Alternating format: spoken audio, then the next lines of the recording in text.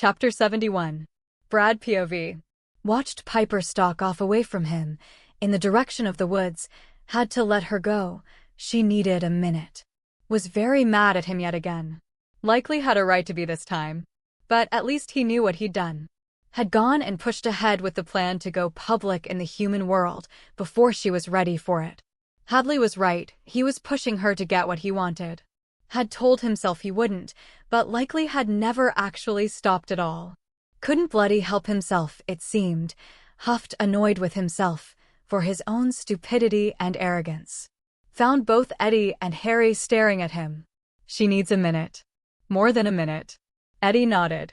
Is mad and annoyed. Just let her be for now, Eddie. She has a right to be mad and annoyed at me. She also grew up here in the pack and won't get lost.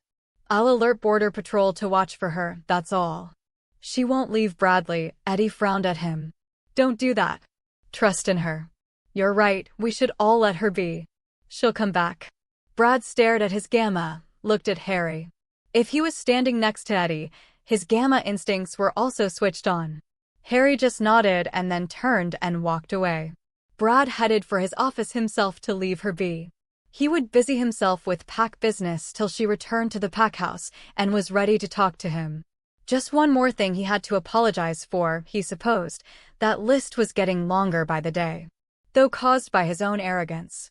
He could feel her through the tether that was his mark on her, couldn't mind link to her, until that process was complete or she let him initiate her. Didn't see that happening anytime soon. But at least he could feel roughly where she was inside the pack, appeared to be walking towards the south end of the pack, nothing but more woods down there. Put in a call to the head of his HR team in Drake Industries, a wolf named Connor, and told him to make no official statement to any press contacts at that time. It was not what Piper wanted. Connor was a pack member, as were all who worked inside his head office building. The man knew who and what Piper was, the Luna to their pack. Was quiet on the subject for a full 20 seconds, and then just stated, yes, Alpha. Then asked him if he wanted it all shut down completely, in order to help make the Luna feel more comfortable. Though Bradley did not answer the man, due to the fact that Piper was suddenly gone from him. That tether he'd been keeping a feeling for was gone. Brad damn near dropped his phone as he shot to his feet. Reached out for her tether, got nothing. Told Connor he'd call him back and hung up. His heart was hammering inside of his chest. Benson was up inside his mind, restless and agitated, itching to be out of him to go and find her. They weren't completely bonded, and he'd felt no pain at the severing of her from him, had gotten injured, but that didn't mean something had not just happened to her.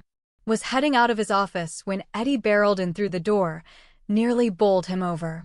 Moving at full wolf speed, the man looked as panicked as Brad and Benson felt. I know, I can't feel her either.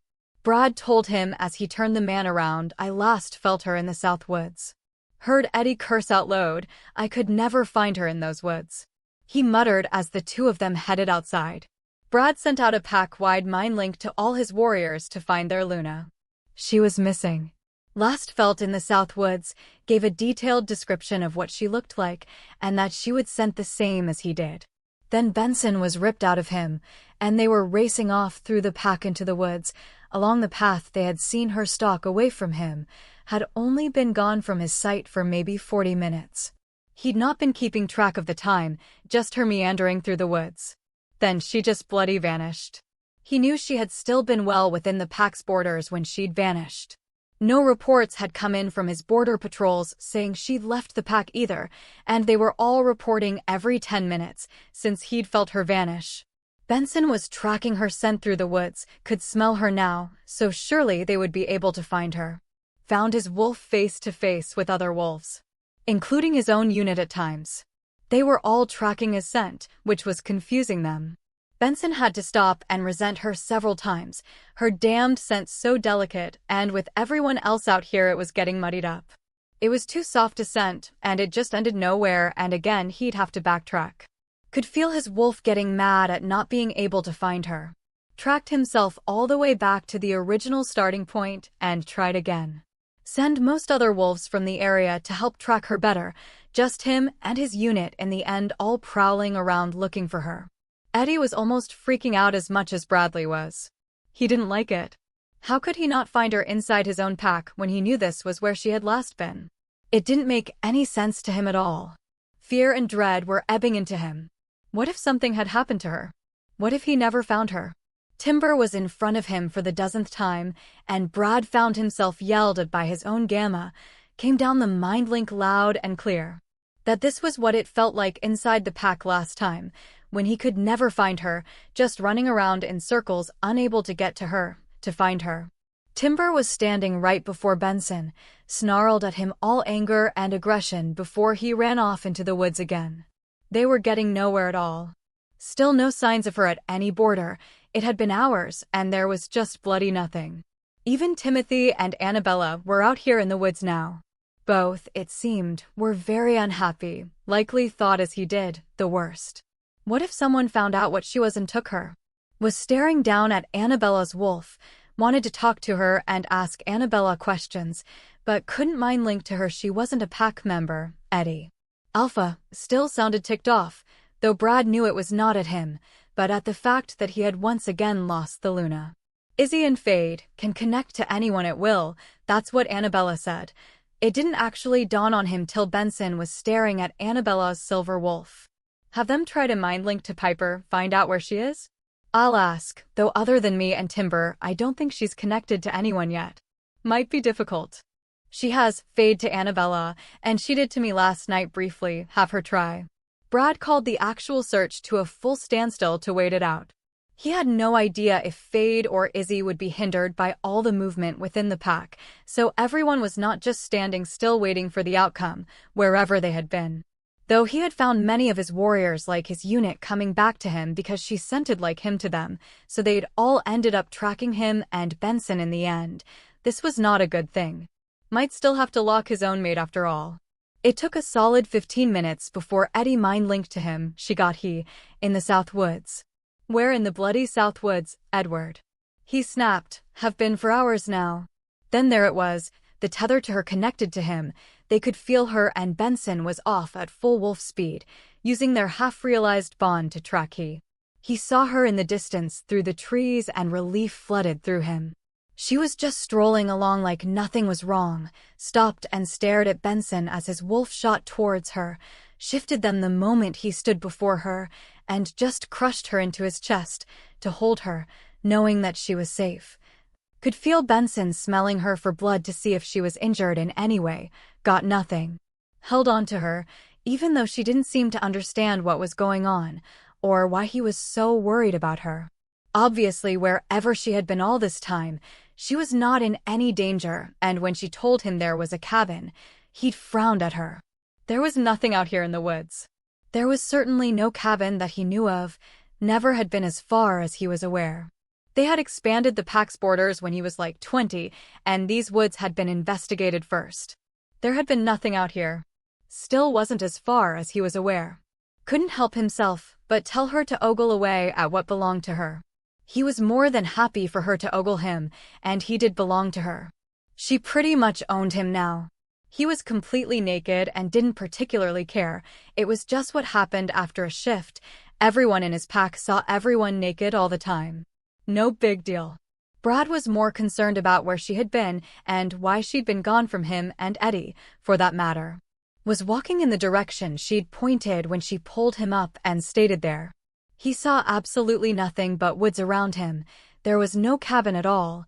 He could not see what she was seeing. Followed her now, cracked his head on something he didn't even see and swore. Had to be a doorway, ducked down and passed through it, and his whole body froze. As the woods around him suddenly vanished and he was inside a cabin, just like she said. It could not be seen from the outside, was looking around at it now, saw the mattress on the floor and felt sad. This was how she'd lived, alone out here all by herself. Didn't like it. He could see many symbols carved into places around the cabin. They were etched into the window frame, the ceiling beams and around the floor, above the doorway and down its sides. Knew instantly that this place was protected by magic. Kept it hidden from unwanted prying eyes. If Piper had lived here all that time, it was no wonder Eddie could never find her. Stepped outside, knew it was there but still couldn't see it, already knew why she could see it and no one else could. He'd seen that her name was carved into the wooden walls and on the floor in places all over that cabin. Piper Harper Whitlock lives here. She had claimed it as her home, and it had bound itself to her, due to her carving her name into it. Protected her when she was in it. Hadn't liked seeing how many times she'd carved her name into that place. Hurt to see it, to be honest. She'd been crying out for anyone to know who she was, where she was, and no one had. He didn't want her to ever come back to this place. Told her as much and pulled her back into his chest and just hugged her. She told him she found the place when she was 18. He did not need to ask her anything further. He was pretty certain it would have been the first time she'd felt pain and had run off to try and escape it. This place was very deep in the most dense part of the woods. No one would hear her cries of pain out here. Smiled as she looked away, suddenly embarrassed by the fact that she had been standing in his arms, and he was all naked when his unit arrived.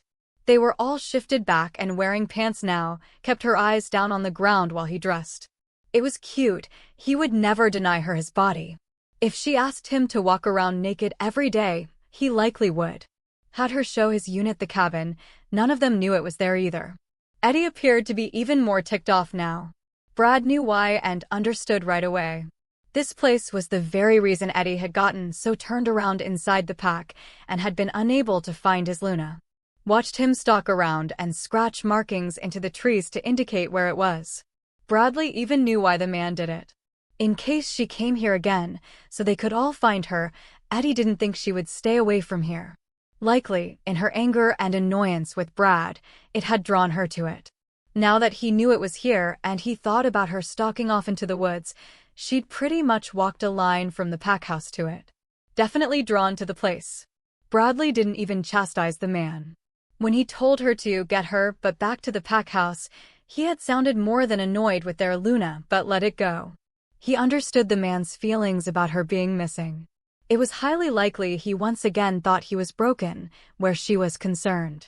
Brad called off the pack-wide search and declared the Luna had been found, allowed his unit to walk off ahead of them, walked with her, though he did not rush, strolled, wanted to spend some time with her. As did Benson, just the two of them. This would be the first time that happened outside of the hospital room. She really got no choice in him holding her hand, had been holding on to her hand since finding her. It seemed like she kind of understood and didn't try to pull her hand from his as they walked back to the pack house. He was not letting go anytime soon. A part of him and Benson needed the contact to comfort them. They had feared the worst had happened. Did not like not being able to mind link to her. Thankfully, Izzy had Fade, a gypsy type of wolf, who could at will connect to anyone she saw fit. It was weird, but he was really happy right now to have them in this pack. Everything she'd ever said to him and Benson was now forgiven because she'd been the one to find his Luna. "Why'd you stay away for so long?" Brad finally asked her. "I fell asleep was all," Piper told him. He looked down at her, nearly shook his head, had likely felt comforted by that place and had been lulled to sleep. It had not escaped his attention that the sounds of the world had been dulled inside that place. It was a sanctuary of sorts, he guessed. She had likely been affected by the protective charms themselves. "I didn't tell Brandon you were missing."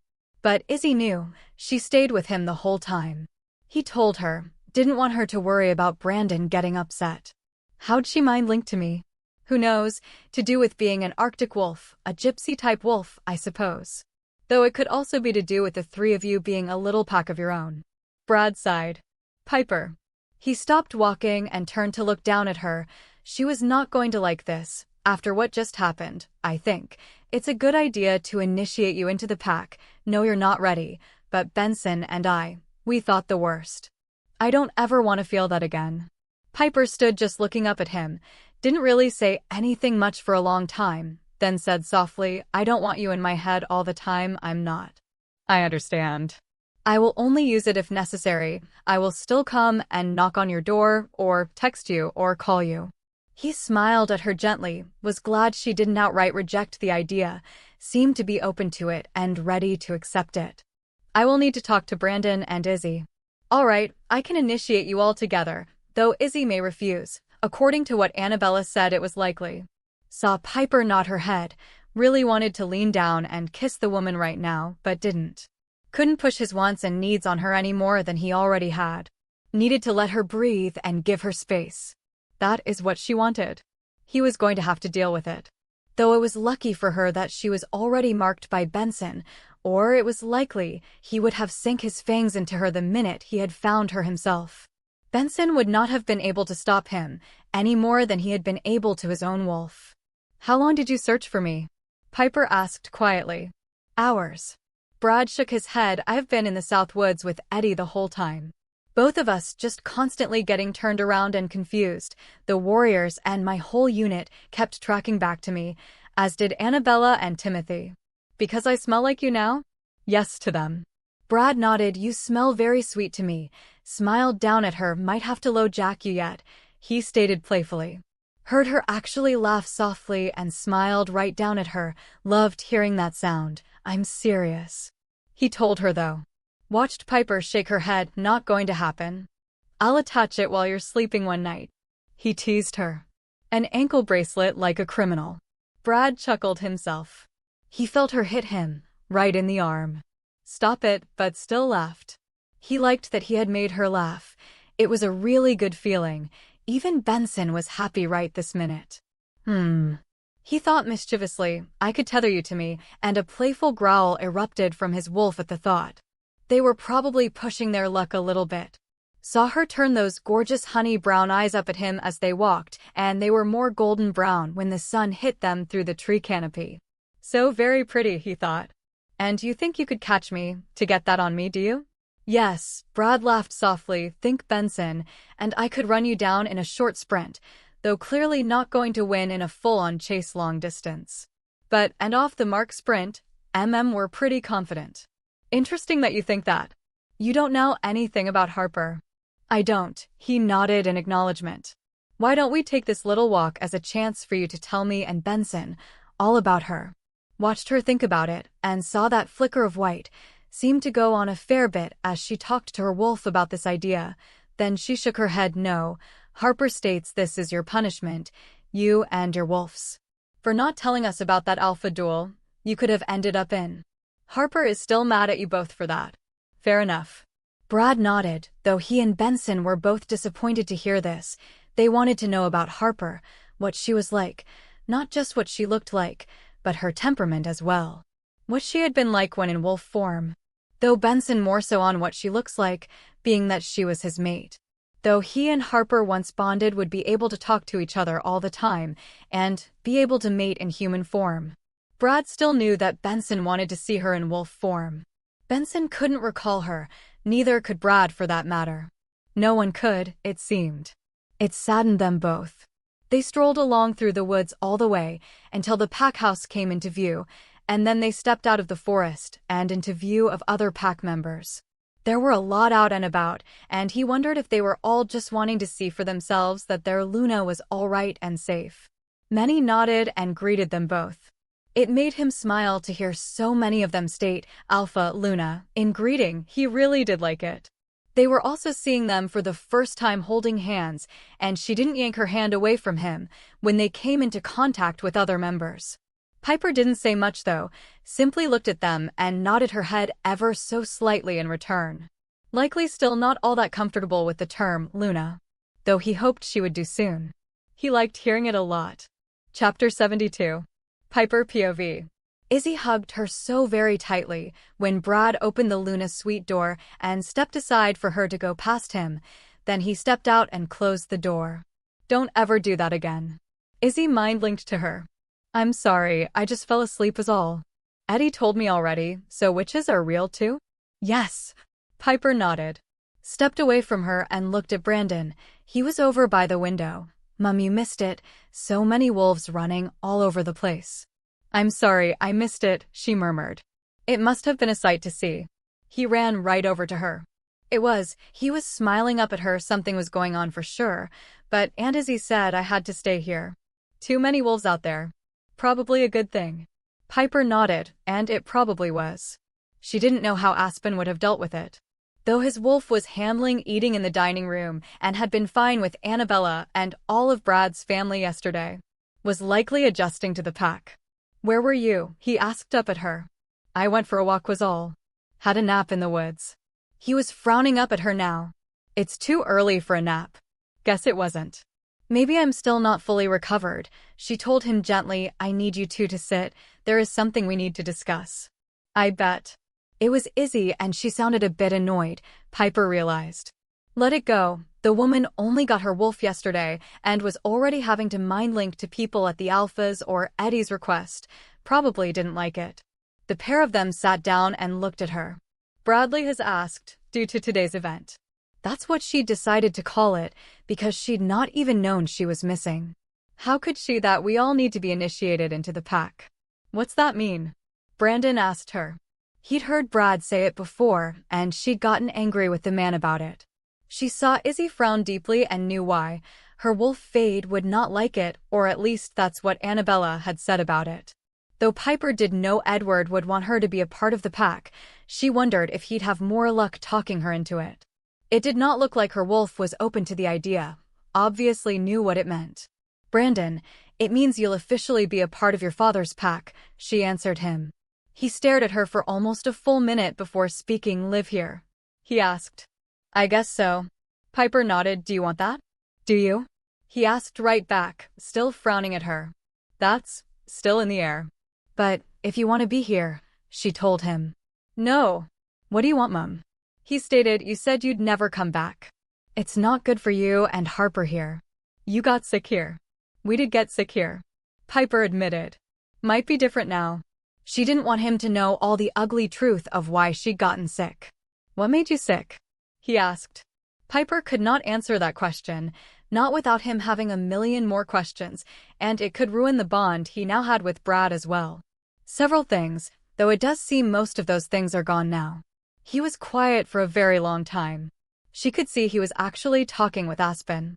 They had heard Annabella's story, and it was likely that Brandon didn't truly understand the ramifications. Aspen had understood it all. She could only sit and wait on them to be ready to talk to her again. She moved her eyes to Izzy, who simply shook her head no. No real surprise there. Fade says no. All right, you're bonded to Edward and can mind link to anyone you want apparently, so big deal. Is that all this is about? Mostly. She nodded, looked right at Izzy and found she could establish a link to her with ease. Brad wants to initiate me back into the pack. The link it will create with him means he can talk to me anytime he likes, find me or ask me where I am. He can't at the moment. Didn't like that at all today. Well, no surprise there, you vanished, Piper. Eddie was completely freaked out. Shook her head. The whole pack was looking for you. I heard. Piper nodded, turned her attention to Brandon. The boy was just staring at her now. What do you want? He asked again, though now he sounded a little sad, she noted. Wondered what he and Aspen had discussed. I guess, at some point, I would be coming here to live as well. So, you're going to stay, are you and Dad going to be together? How did she answer that question? She already knew that Harper thought of Brad and Benson as her mates. They had claimed her, and it seemed to have changed Harper's view of their mate. She did let Brad touch them and had not objected to him holding her hand all the way back, had even let him hug her twice today. Didn't seem to bother her wolf at all. Though she still had not wanted Piper to talk to the man about her. Said it was to punish them, but Piper wondered if it was fear more than punishment. Talking about her might lead to one of them asking her to shift, and she couldn't anymore. That still needs time, Brandon, she answered him honestly. Saw his eyes move to her neck, to her mark, his father's mark. Looked at Izzy's for a moment, and then he sighed, will it hurt me? You and Harper. Not really. For a moment, he'll have to cut your palm and his, press them together, and then you'll feel much more strongly connected to him. Likely, with Aspen, you'll actually be able to talk to him even when he's not in the room. It's a special thing called a mind link. Weird. You're telling me, kiddo. Izzy shook her head. Eddie's voice just pops into my head anytime he likes. Fade and Timber, little weirdos both of them, always on about going out into the woods for, stopped herself from finishing that sentence. Piper smiled at her. I did tell you, not a minute's peace, and they're your weirdos now. Yes, they are. He put in a call to my father today too, shook her head. How'd that go? Well, Eddie, not happy with the man and I quote, You'll stay out of Izzy's love life or be dealing with me." Then he just hung up. "I'm still waiting on my father's call. It's not come yet." Piper snorted, amused. Didn't think it would take Edward long to put that man in his place. "Maybe your father has finally got the message." "I can only hope," Izzy nodded. Turned her attention back to Brandon. "What do you want to do?" she once again asked him. "Can I and not you?" he asked quietly. "Yes," she nodded, "but your father has requested me to do it as well." "Why?" He said he'd wait. "When?" She frowned. "On the plane," said you, "and he would take time." "It will," Piper acknowledged. "But now he wants to make you." "Kind of, I guess so." "Has his reasons." "What reasons?" Piper sighed. "All those wolves running around. They were looking for me," she told him. He was just going to keep asking questions till he understood. Why?" "He thought I got lost in the woods," she told him. She'd not been lost, but it was the best way to explain it to him. I'm part of the pack, he can always find me." "You told me you wouldn't go running by yourself anymore." Brandon suddenly accused her. "I didn't run off. Just walked away and then had a nap." He thought I was lost. The boy was frowning at her and didn't look like he believed her. "You were gone for hours." "I know. No one told me." He turned his eyes on Izzy. "I was asked not to by Eddie. They didn't want you to get upset." He was now glaring at both of them now. Looked from one to the other and was very angry, she realized. Then he just got up and stalked away, left the suite altogether. He didn't have a room to go to himself. Piper stood and followed him, as did Izzy. He didn't go far, though looked like he'd run down the hall. He was too far away from their room for him to have walked. Edward had picked him up, and Brandon was fighting to be put down. Heard Edward tell him, "One loss today is enough, Brandon." Even Edward seemed to know what was going on. "Come on, ladies, let's sort this out." He turned and headed off down the stairs. Brandon was still shoving at him and trying to get down. Until Eddie actually put him down. Though kept a grip on the boy's hand, walked him all the way to the Alpha's office, where not only Brad was sitting behind his desk, but Cooper was leaning on the wall and Harry was sitting on a chair. They'd all been talking, it seemed. Watched Brandon turn and kick Edward right in the shin. Eddie finally let him go. Brad raised an eyebrow. Everyone knew Brandon and Edward had a good relationship. Didn't look like it right this minute. Saw him run right across the room and climb up into Bradley's lap and into his open arms. He wanted his father right this minute. Piper had to remind herself that despite Brandon being an alpha wolf, he was just a little boy too, and dealing with a lot, like she was. He was mad at her and needed comfort, so he had run off to find his father. Brad had seemed to know, just opened his arms to the "What's wrong?" She heard Brad ask him. "Mom got lost, didn't she?" Ran off all alone again. "Lost, yes. Run off, no. She asked me to let her go for a walk. I didn't see why not." "Yes, she got lost. It's been a long time since she's been here. She's back now. Didn't get hurt. Could have, though." Piper sighed. He was not mad. He was scared she was going to get hurt again. Brad looked right at her, said nothing, was rubbing the boy's back trying to comfort him. "She's fine, and that's what matters," was all he said in the end. "If she's part of the pack, you can always find her." "Yes." Brad nodded down at the boy, though frowned. "Then do it. Make her part of your pack." The boy stated flatly, shocked her quite a bit. "Son. No, it's better, safer this way." Aspen agrees. Saw Brad's eyes move right towards her questioningly. Piper sighed softly. She'd have to do it at some point. It's fine. She was also not going to upset her son any further. And she did like the idea of being able to mind-link to Brandon. Harper didn't seem at all opposed to the idea either, hadn't been even when he'd brought it up on their walk back through the woods. "You understand, Piper. Once I do this." She cut him off. "I get it." She nodded. He was never going to let her leave, not that she thought he was going to anyway. Harper is not opposed to the idea. Saw him smile. "Now that does not mean we're at all ready for anything else." "All right." Brad nodded, though he seemed happy about Harper being willing. Piper had done this before, though not when he'd been her mate. When she'd been 17 and he'd taken over the pack, she knew what was going to happen, understood what to do and say.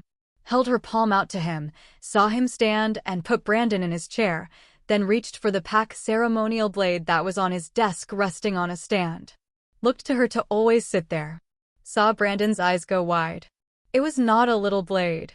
About 1/2 foot long, thin, and looked to be very sharp. It'll be a tiny nick, son. He cut his own palm, and then took Piper's hand and cut hers too. Saw Brandon bite his lip as he watched Brad press their palms together. Felt her blood mesh with his. Kind of felt itchy to her. I, Alpha Bradley Drake of Black Haven Pack.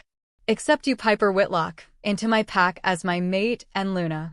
Piper stared up at him, had not realized that was what he was going to say, but had to accept it now. I, Piper Whitlock, pledge my loyalty to you, Alpha Bradley Drake, and to your pack. The Black Haven Pack saw him raise an eyebrow at her hesitation. His hand did not let go of hers, and she knew that cut was still open. Still felt itchy. She had to finish as he had. Didn't really want to state that yet, but would have to, or the wound would simply stay open, as your mate and future Luna. Felt the connection instantly to him, saw him smile, and then he let go of her hand a moment later. Welcome home, Piper, Harper. He bowed his head to her, surprised her more than a little. Then he turned to Brandon. Now, Brandon. All I need from you is a little blood and the words, I accept, Dad. Saw Brandon nod and stood and watched as Brad cut his palm once more, lifted Brandon's little hand. It'll only hurt for a second, okay? Brad told him and nicked the boy's palm and put it to his. I accept you, Brandon Whitlock, as my son and the future heir to my pack. What say you? I accept, Dad. Brandon answered him. Piper saw a shiver run through the boy as the connection to his father was made. That's weird, he said as he looked down at his palm and watched the wound seal over. It left a tiny little scar, watched him touch it with his fingers. Brad smiled down at him and ruffled his hair. Welcome home, son. Then Brad's eyes moved to Izzy. No, it was Fade, not Izzy, and it was a firm statement. All right. Brad simply nodded, though Izzy Fade. You are both welcome in this pack. Ida's your home now, always will be if you accept us. Saw him bow his head slightly to her. Watch as Fade stared right at him long and hard, a solid minute before she bowed slightly back to him, before receding and allowing Izzy control once more.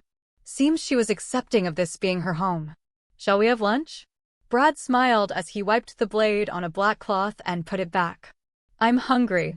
Brandon smiled up at him. It'll be a tiny nick, son. He cut his own palm, and then took Piper's hand and cut hers too. Saw Brandon bite his lip as he watched Brad press their palms together. Felt her blood mesh with his. Kind of felt itchy to her. I, Alpha Bradley Drake of Black Haven Pack. Accept you, Piper Whitlock, into my pack as my mate and Luna. Piper stared up at him, had not realized that was what he was going to say, but had to accept it now. I, Piper Whitlock, pledge my loyalty to you, Alpha Bradley Drake, and to your pack. The Black Haven Pack saw him raise an eyebrow at her hesitation. His hand did not let go of hers, and she knew that cut was still open. Still felt itchy. She had to finish as he had. Didn't really want to state that yet, but would have to, or the wound would simply stay open, as your mate and future Luna. Felt the connection instantly to him, saw him smile, and then he let go of her hand a moment later. Welcome home, Piper, Harper.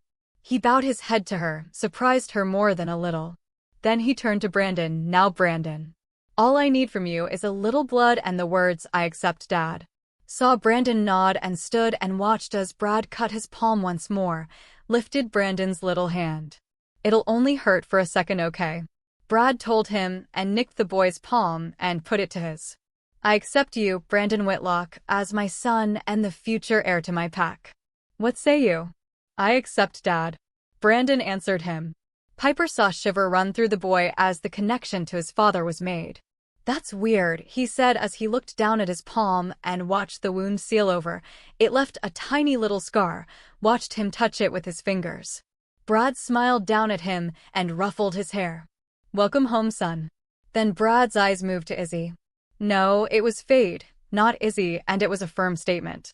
All right. Brad simply nodded, though Izzy Fade. You are both welcome in this pack. Ida's your home now, always will be if you accept us. Saw him bow his head slightly to her. Watch as Fade stared right at him long and hard, a solid minute before she bowed slightly back to him, before receding and allowing Izzy control once more. Seems she was accepting of this being her home. Shall we have lunch? Brad smiled as he wiped the blade on a black cloth and put it back. I'm hungry. Brandon smiled up at him. Chapter 73. Brad POV. The look on her face told him Piper had not been expecting him to state my mate and Luna. But she did bear his mark, and protocol did actually dictate that he was to say those words. He would have told her, had she not cut him off. Likely thought it would be just like when she was 17, and just had to pledge loyalty to him. But now that she was his mate, it was different. Brad even knew why she hesitated to finish her pledge. She was not yet ready to state those two words. His whole unit was there in this room to witness it, and when she made that slight adjustment to his wording, it didn't really bother him. Luna, future Luna, meant the same thing really. Just meant he still had to wait, no real surprise there, she'd only been here a few days. Brandon accepting him right away made him very happy. He'd actually thought Aspen was going to have a problem with it. But it seemed his wolf wanted to be able to track his mother down as much as he did himself. Told him to initiate her for this very reason. They were both here to say now, that was all that really mattered to him, and his connection to the both of them, it felt amazingly strong. The tether between he and Piper also now allowed him to feel her emotions down through the mind link. So he'd at least be able to read her when she looked all impassive. Wouldn't have to rely on Eddie all the time anymore. He found her voice inside his mind as she connected to him for the first time during lunch. He'd told her he wouldn't invade her mind and was not going to, but was more than happy for her to invade his, even felt Benson's happiness at her willingness to connect to them. His beast damned near purred out loud. Did you really have to add that last part to my pledge? Piper asked him, sounded a little annoyed to him. Looked right at her as she sat across from him, allowed his eyes to move to the mark on her neck before answering. It did not go unnoticed by her, where his eyes were. Yes, protocol was followed. You bear my mark, Piper. You are my mate and my Luna. You could have told me that first. You cut me off. I did try to tell you, he commented, and he had been going to. You could have pushed a bit harder to explain. Probably, he admitted, but said nothing more on the situation. She cut the link before he did. Brad had already seen her dismiss half a dozen phone calls in the past 20 minutes, frowned down at her phone each time, had read 3 text messages and declined to answer those as well. Watched as she flicked the incoming phone call away again. Saw her glare at Izzy when she went to answer her phone. Izzy sighed and dismissed it. Wondered what that was all about. Then it was Izzy dismissing phone calls and reading text messages but not answering them. Leaned back in his chair and watched as Izzy looked right at Piper and then sighed. One of us needs to answer at least one phone call, Piper. It's going to get out of hand otherwise. Fine. No comment is the answer. Piper had muttered finally. Bradley suddenly realized her end of the world were seeing pictures of them together, and they wanted to have answers to the questions about her relationship with him. The joy of being well known in the human world. Piper, if you want to use your office to make some calls in private, I'll walk you up there. My office is in Portland.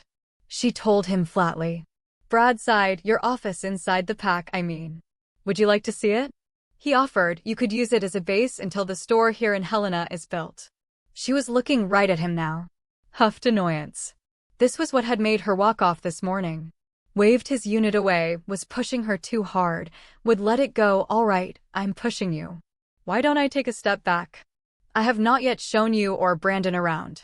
How about we do that this afternoon, and you let your... He looked at Izzy as she walked off with Eddie hand in hand. Smiled to himself. She did seem happy here and with Eddie. Waited until they were out of earshot. Business partner, handle the press calls. I presume she always did from her annoyance at not being able to now. I haven't had a chance to talk to Izzy about that yet. And yes, she would direct the other managers about what to say. Then let her do her job. Seems to me, she is itching to get back to work. Piper nodded her head, actually watched her eyes glaze over and smiled, using a mind link to Izzy, he presumed. He was happy that she could mind link to Izzy, though Fade, being an alpha female, was likely going to cause him some trouble at times. They'd already butted heads, and before she'd had a fully realized fate was likely always going to because she was aligned to Aspen and likely Harper. Those two wolves were her pack and always would be. You know, Piper, I am a lawyer. I could sit with you and draw up Izzy's contract with you, he offered. Wouldn't mind spending some time with her alone. Also, it would give him a chance to get to know her a little. No thank you. I have a lawyer and Izzy's contract is already underway.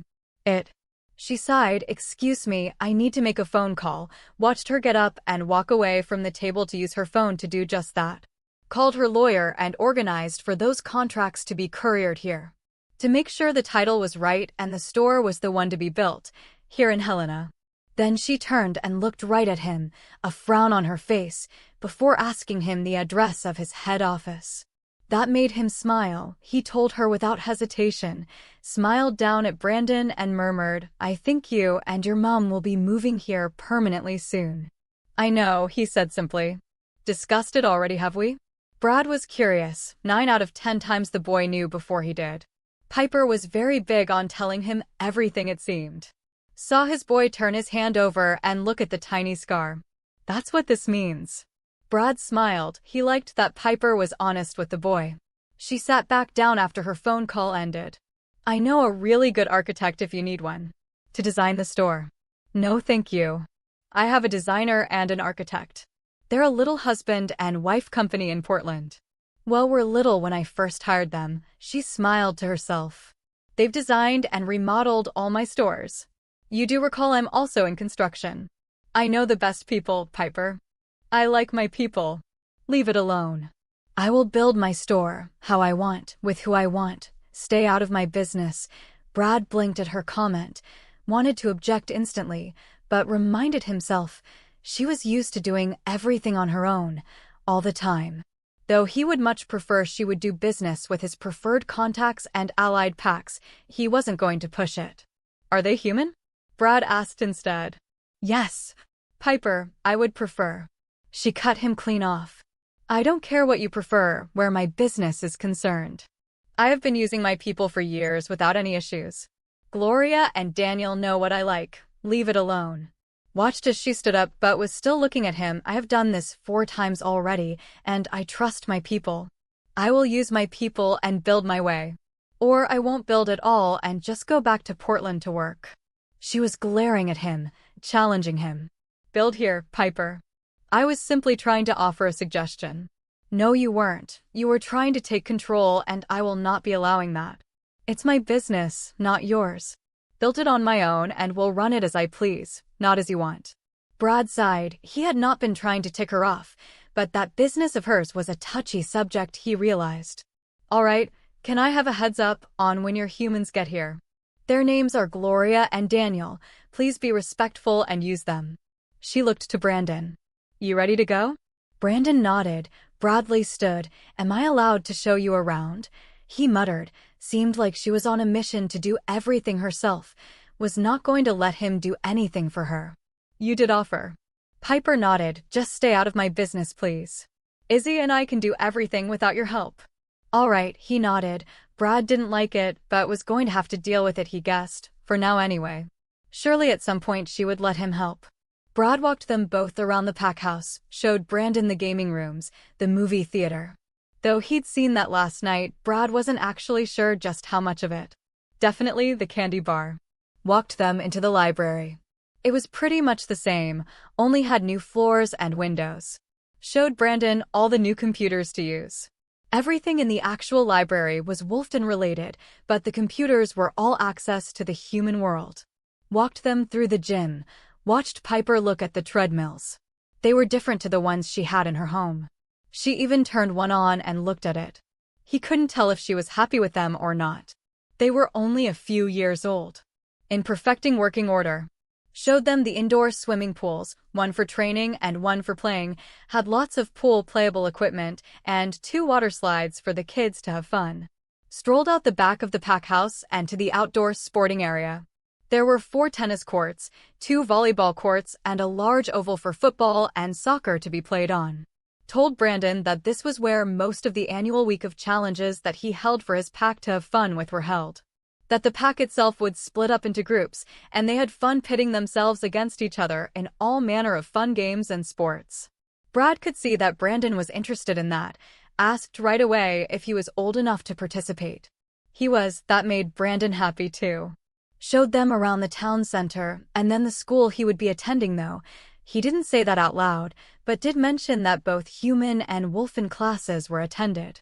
They stopped and got drinks at the local cafe before moving on again. Allowed a short walk in the woods on the way back to the pack house, just to show Brandon how deep and dark they could get. Then strolled them back into the pack house and walked Piper and Brandon up to the first floor and pushed open the Luna office and stepped inside, wanting her to see her office. Only to come to a dead halt at seeing Hadley half-naked on top of his beta Cooper. What the hell? He snapped out angrily. Saw both their eyes shoot right to his, felt his anger rise at the sight of his little sister sitting half-naked on his half-naked beta. Their lips had been locked and their hands had been all over each other. Backed out of the room, a hand on Piper and pushed her and Brandon right out of the room, banged the door shut, was completely fuming. It was no wonder Cooper kept telling him to leave it alone, that he would deal with it. My office now, he snarled down the mind link to both his beta and his sister. He turned his eyes on Piper, who was standing staring at him, seemed more than amused by the sudden turn of events, and sighed to himself. Realized from her amusement, from the way Cooper had been with her and Helena, she'd been amused then too. She already knew, and they knew she had something on them. I need a minute, he muttered. Likely you'll need more than that, she half laughed. I take Brandon back to our suite. I'm sorry you had to see that, Brandon. And the boy was just 7, did not need to walk in on that. The boy shrugged. I didn't really see anything. Mum covered my eyes. He was glad to hear that. I'm sorry, Piper. Brad sighed. Don't kill you, beta, now. Her voice came down the mind link, still sounded amused to him. Beat him senseless maybe. Brad muttered back and walked off towards his office as she walked to her suite with Brandon. How bloody stupid could the two of them be? Using the Luna's office like that. Brad was not just mad about the two of them having but in Piper's office of all places. They both had bloody rooms of their own. But no, they had to go and defile the Luna's office, and not only had he seen it. So had she, and Brandon was right there too. Stalked into his office and banged the door shut as well. He now understood why Hadley's boyfriend was paranoid about him finding out and didn't want to meet him. His own beta and his little sister. He was really starting to think about everything now. Since her birthday. Looking back on Hadley and Cooper's interactions, Cooper had said it started after her 18th birthday. Sat down at his desk and recalled the day he'd had the pair of them sitting next to each other on the other side of his desk, after he had finally agreed to let Hadley go to Portland to get that dress she wanted. He'd been sitting here in his chair, the two of them across from him. She was all smiles. Cooper had been all beta from what he recalled. Brad had been laying down the rules of what he expected of both of them while outside of this pack. Had told Hadley that Cooper was in charge while outside of the pack. They'd both sat in front of him, and he'd actually told Hadley she would be staying not in a suite of her own, but would have a 2-room suite with Cooper so he could keep an eye on her. That she had to do everything Cooper told her to do. Closed his eyes and huffed to himself as he now recalled her response. She had nodded her head and stated, yes, Bradley, sounded fully amused to him even then, though only now did he realize why. He'd not realized why the amusement and had taken it that she had no intention of doing so and told her, I mean it, Hadley. You will do everything Cooper tells you to. Cooper is in charge of you the whole trip. She'd smiled right at him, nearly laughed, he recalled. It had actually annoyed him, to be honest, even when again she'd said, yes, Bradley, and nodded her head. I will do everything Cooper tells me to do. Had even put more emphasis on the word everything. Brad recalled staring right at Hadley for a long minute. She'd been more than amused, but he'd seen the longer he'd stared at her, she'd actually tried to curb her amusement. Then he'd looked right at his beta, Cooper. He'd not seemed amused at all. Was in full beta mode, it appeared to him. Told that man, don't let her out of your sight. Yes, Brad. Cooper had nodded, not shown anything other than his usual demeanor. Had not shown any amusement like Hadley had that day. It was clear to him now, those two were already at it before he'd sent them off to Portland. Hadley's pure amusement at being told to do everything Cooper told her to do said it all now. Brad did not even want to think about what that man had told his sister to do, or that she had done, because he'd told her to follow every instruction, closed his eyes. He'd been none the wiser, had trusted his beta to look after his sister, to take care of her. Guess he bloody well had taken care of her, and she had likely sated all that man's needs to boot. Chapter 74. Brad POV. Bradley was sitting behind his desk when both Cooper and Hadley walked into his office. Hadley shoved right past Cooper to walk into his office first, looked quite annoyed herself. His eyes moved from his sister to his beta. Cooper met his eyes, though only briefly, before going and sitting in the chair across from him on the other side of the Alpha's desk. At least the man knew he was in trouble. Any other day of the week, he would stand behind Brad or lean up against the wall just off to the right of Brad's desk, showing his position of power, but right that minute he knew he was here to be reprimanded by the Alpha. "Sorry, Bradley," Cooper stated. "I was." "Shut it, Beta." He snapped at the man. "I'm not ready to hear you speak." Hadley, however, was standing right next to his desk, her arms folded over her chest. Still looking annoyed at being called into his office to explain herself, he supposed. His eyes were on hers as hers were his. She looked as though she had nothing to explain, that she had done nothing wrong. This was not the sweet little sister, Hadley, that he knew. No, this was Hadley, the alpha-blooded female, staring him down. "I'm not afraid of you," she stated flatly. He didn't expect her to be afraid, but contrite would be nice. Raised an eyebrow right at her. "I could well punish you both for this indiscretion." Certainly the beta could put that man on the shaming post. Saw Cooper's head whip right up in his peripheral vision, felt the man's eyes on him. They didn't really use the shaming post anymore. Only at a family's request usually, and no one wanted their family shamed that way. Hadn't been used in over a decade. Brad had never put anyone on it since being in charge. "The hell you will, Bradley, I'll fight you over it." Bradley snorted right at her. "You fight me over it?" It was ludicrous to even say such things. Damn near laughed out loud at the idea of her who hated to fight, taking him on. "I do train, Bradley. I may not like to fight, but I train, I learned how, and I am an alpha and don't think I won't. You put Cooper on that post. It will be on you and me." She was rolling her alpha aura right at him.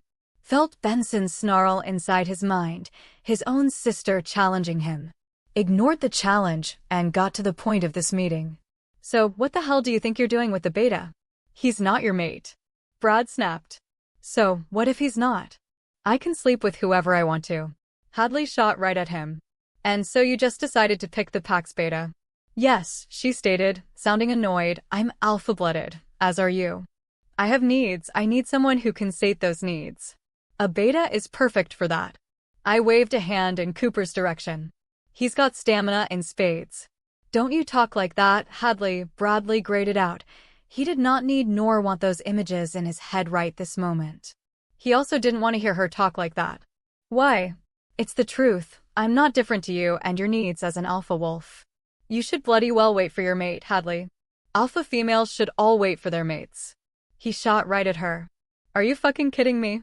Hadley yelled right at him. "I'm a girl, so I should just wait, all prim and proper should I?" Glared right at him. "So boys are allowed to go fuck around, but girls are not? That's insane." "It's how it is, Hadley." He shot right back, annoyed by her tone. "You're a fucking hypocrite is what. Just because I'm a girl, I should wait to have S. Did you wait until you found your mate? No. You didn't." "Enough, Hadley." Brad grated out at her. He did not want to go down that road with her. "No, it's not. If you, Bradley, alpha to the pack." She dripped with sarcasm, had abided by those rules. Had waited for your mate, and not gone and F anything and everything, you'd never have hurt Piper, would you have? "That's enough, Hadley, I don't need a lecture from you." He snarled at her. "Oh, but I do, because I'm a girl. I'm not the one who caused my mate to suffer and nearly die. Lose her wolf and can't shift anymore. No, you did that on your own by fucking around." "Enough." Brad roared at her and shot to his feet. "Enough."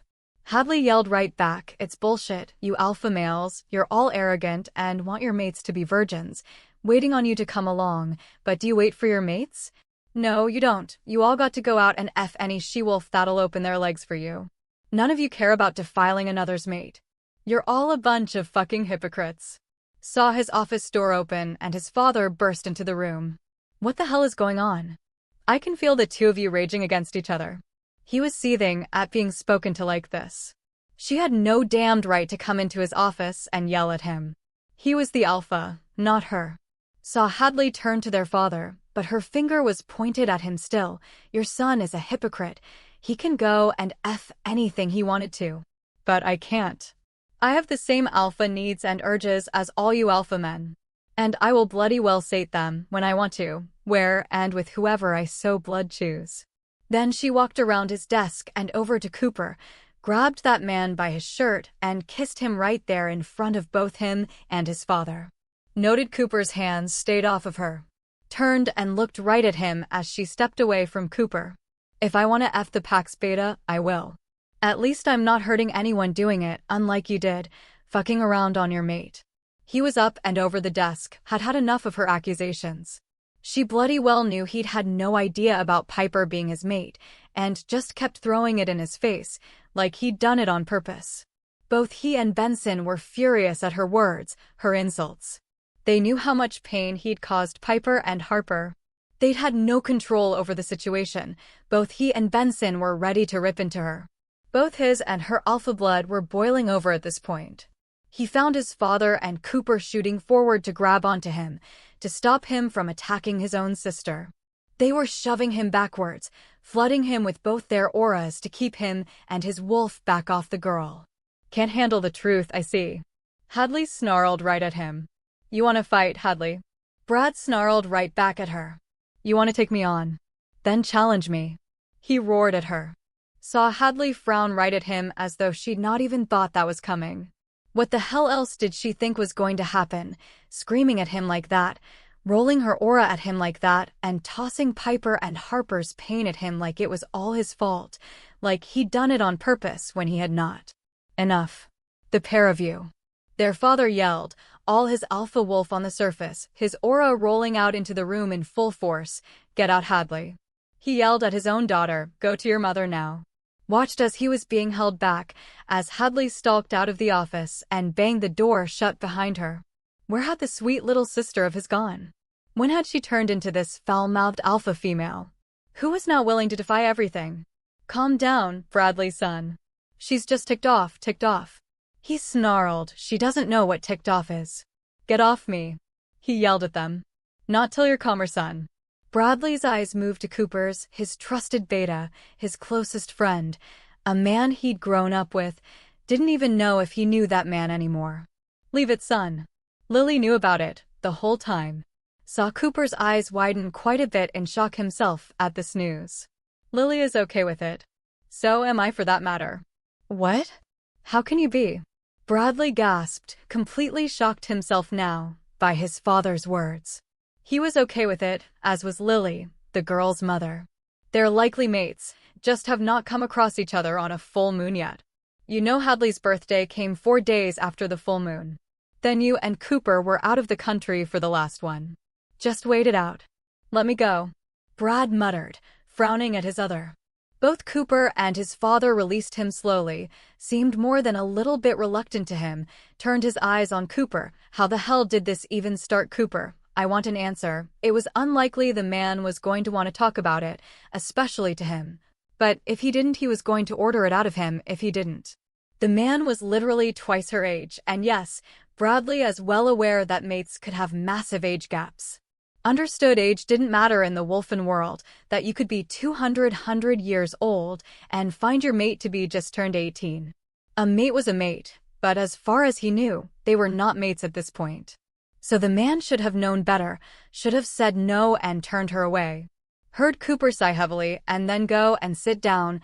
I started the night of Hadley's 18th birthday party. I turned in around 1 in the morning and woke up some time later to find Hadley climbing in my bed, on top of me actually. He shook his head. I did not see it coming at all. I even asked her what the hell she thought she was doing. Told her to leave. Despite her small petite stature, she is still alpha-blooded Brad. is actually stronger than I am. It took me several minutes to realize that. She fought me quite a bit, till she had me held down in my own bed. Rolled her aura right at me, just enough to make the beta in me submit to her. The man sighed. Crazy damned she-wolf, shook his head, then told me exactly what she was going to do to me. Brad. She's stunning to look at, was naked, rubbing herself all over me, and the things she was saying, very explicit. I'm unmated and well. Can only resist a she-wolf so long. He shrugged. I stopped fighting her and went with it, and well, here we are. So it's been going on ever since? Bradley muttered. Saw Cooper nod his head. I'm sorry, Brad. I just can't seem to say no to her, and well, to be honest, I don't want to say no. Just bloody great. Portland. Might not want to get into that. Cooper shook his head, quilled all over his expression. Son, just let it play out, his father told him. The next full moon will tell. And if they're not mates. Bradley huffed. Then. His father shrugged. Leave it alone anyway. Hadley is not wrong to want to sate her alpha needs, and, unfortunately, only an alpha or beta is going to be able to do that, until she finds her mate. Brad was not happy about this. She was not his daughter, so it technically was his father and stepmother's call, and apparently they were okay with his arrangement. Bradley, if Cooper doesn't turn out to be Hadley's mate, and is not complaining. He is unmated himself. LS clearly willing. Just leave it be. It will sort itself out in the long run. Just leave it be? Your daughter and the pack beta, even if they are not mates. Yes, son, it'll stop when one of them finds their mate, or it'll be their mates, and from what Lily said about Hadley's phone call to Cooper on the full moon, it is highly likely they are mates. Moved his eyes back to Cooper. That man had left the hotel suite to make a private call back home, a personal matter he'd been told. Now he knew it was to Hadley. Bradley didn't like it at all. But there was nothing he could do about it. Piper? When did she find out about this? He asked Cooper. Piper knows? His father asked curiously. Yes, from what I saw in Helena and her amusement today at seeing them getting caught, in the Luna's office, no less. I'd have to say yes.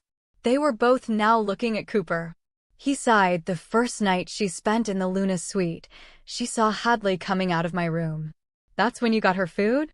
Did you threaten her to keep quiet about it? Felt his agitation rise. If the man had threatened her, he was going to beat him senseless. No. I was going to ask her not to say anything, tell her I wanted to wait, tell you myself, find the right time. She told me she didn't care at all about it. Stated to me she wouldn't say anything to you. So who else knows? I didn't even know Lily and Benjamin knew. Cooper shook his head. I only thought Piper knew. Brad turned his eyes on his father. How long have you and Lily known? Wanted to know how long he'd been in the dark and who the hell was keeping secrets from him in his own pack. He understood Piper, no trust there yet. Lily right away, Hadley told her, couldn't keep it in, apparently very excited about it, how it felt. Not been sated before is what I heard. I only found out when you mentioned she had a boyfriend. Lily informed me. Shook his head. Not been sated before? That was an odd statement. Cooper was not her first son. If that's what you're thinking. Brad sighed. Apparently he didn't know anything about his little sister at all. Looked right at Cooper. Definitely was not her first. She knew what she was doing, what she wanted. I don't want to hear that. Bradley frowned at the man. It was too much information about his sister and his beta. Everyone out. Bradley muttered. He'd had enough. Son, Hadley. I'll apologize. When I calm down, I want one as well for her cruel words about Piper. He looked at Cooper, huffed, and turned away from the man. Heard them both leave the room and sat himself back down in his chair. Sighed and ran a hand through his hair, was likely really going to have to apologize, especially if they did turn out to be mates. Would have preferred to not have known at all, would have been better off in the dark on that matter. He didn't want to argue with Hadley or Cooper for that matter, just knew that now it was out he was going to see the two of them together, or her coming from the man's room. If Piper had seen it, then he would, at some point as well. Didn't exactly know how he felt about that at all, likely going to be annoyed by it for a while, especially if they were not mates. So much for his nice afternoon with Piper and Brandon. Knew he was not going to be good company for the rest of the day. Chapter 75. Piper POV. Piper was sitting in the packhouse dining room, staring at Bradley and his father, Benjamin. They were staring at her. He just asked her to call and let the police in Portland know that the movers Brad had sent to her house were not thieves. She'd barely finished her breakfast. They were both pushing this at her, Brad had asked, and when she'd just raised an eyebrow, Benjamin had put his 2 cents worth in, but she had yet to get an apology for his arrogance on this matter. For sending his men to break into her house and try and move her without permission. Why? Piper finally said simply. Just pay the fine. You did the crime, you should do the time, then leaned back in her chair and stared right back at them, each one in turn, pointedly so. Piper, please. It was Brad, the van is there. If you rescind your statement, the movers can not only bring your belongings here now, they can also collect Izzy's at the same time, probably could. Piper acknowledged and sipped her coffee. What will it take, Piper? It was Benjamin, to get your cooperation? Looked right at that man and then simply shook her head. It wasn't really that hard to rescind her statement, but she did not want to. Brad had tried to move her and Brandon's things without her knowledge. Hell, he'd brought them here to this pack without her knowledge as well. Though she did at least understand his bringing her here, she needed a pack hospital and all. Perhaps she should teach them a lesson. No, she stated flatly. There are consequences to actions, I guess this is one of them. Figure it out yourself. Piper drained the last of her coffee and stood up to leave. Piper, you are being unreasonable. Benjamin shot at her. AML, How about I just pack you up and move you out of your home without telling you, or getting your permission? How would you react and feel? It's different now. You know this being Brad's. Piper cut him off right there. Is it? She commented. Let's see. Turned and looked around the dining room, then walked over to the nearest Omega. Excuse me, miss. Yes, Luna. I want you to go and pack Benjamin and Lily's belongings. They're leaving. Piper stated calmly. Piper, Benjamin snapped, clearly annoyed by her words. She saw the Omega stare up at her and then turned to look at Benjamin worriedly. She clearly didn't know what to do. He was the previous alpha to the pack, and on a technicality, Piper was now the Luna. Poor woman had no idea who held the higher rank. Don't mind him, he doesn't get a say. Take a dozen others with you. It'll be much quicker to move him out. You're being ridiculous, Piper. Benjamin sounded angry now. Patty, don't do that. I'm not going anywhere. Piper turned to look right at him. What, you don't like it? She asked, had made her point, it seemed.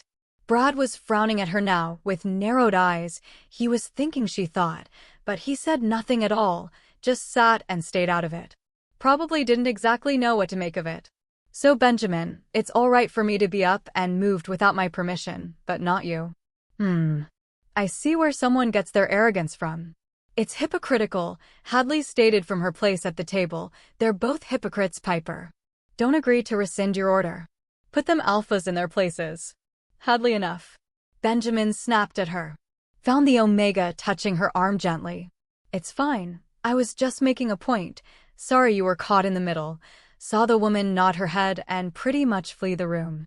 Piper's eyes moved to Hadley. This was a curious statement coming from her. She was sitting next to Cooper at the table, and it had not escaped her attention that Bradley didn't like it. The girl had stared at him for a solid minute and then just ate her breakfast. It now seemed she too was not happy with them herself, or hadn't been with Brad. Made Piper wonder just what had gone on yesterday afternoon. It was likely that SHT had hit the fan in that alpha office yesterday afternoon, and this was the girl's way of getting back at them. Hadley, please, it was Bradley. I've apologized for yesterday to you and Cooper. That was an interesting statement. He'd apologized, though still didn't look happy about it.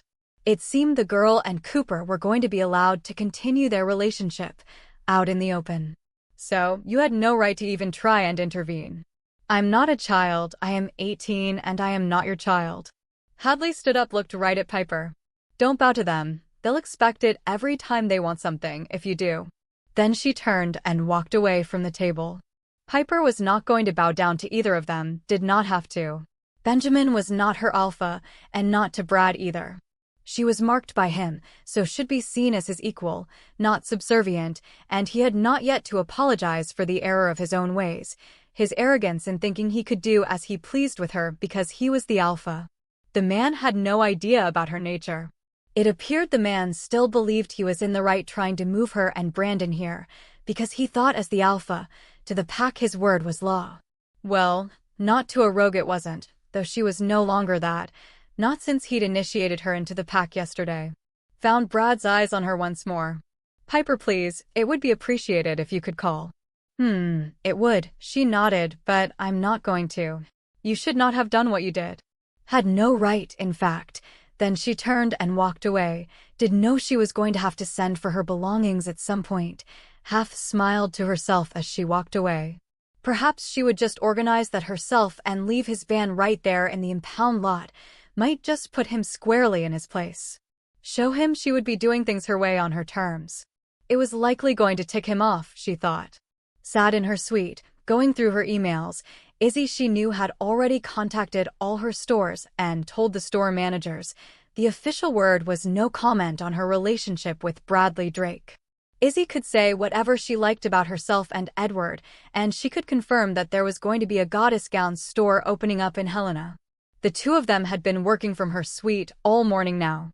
Brandon seemed happy enough playing video games while they worked.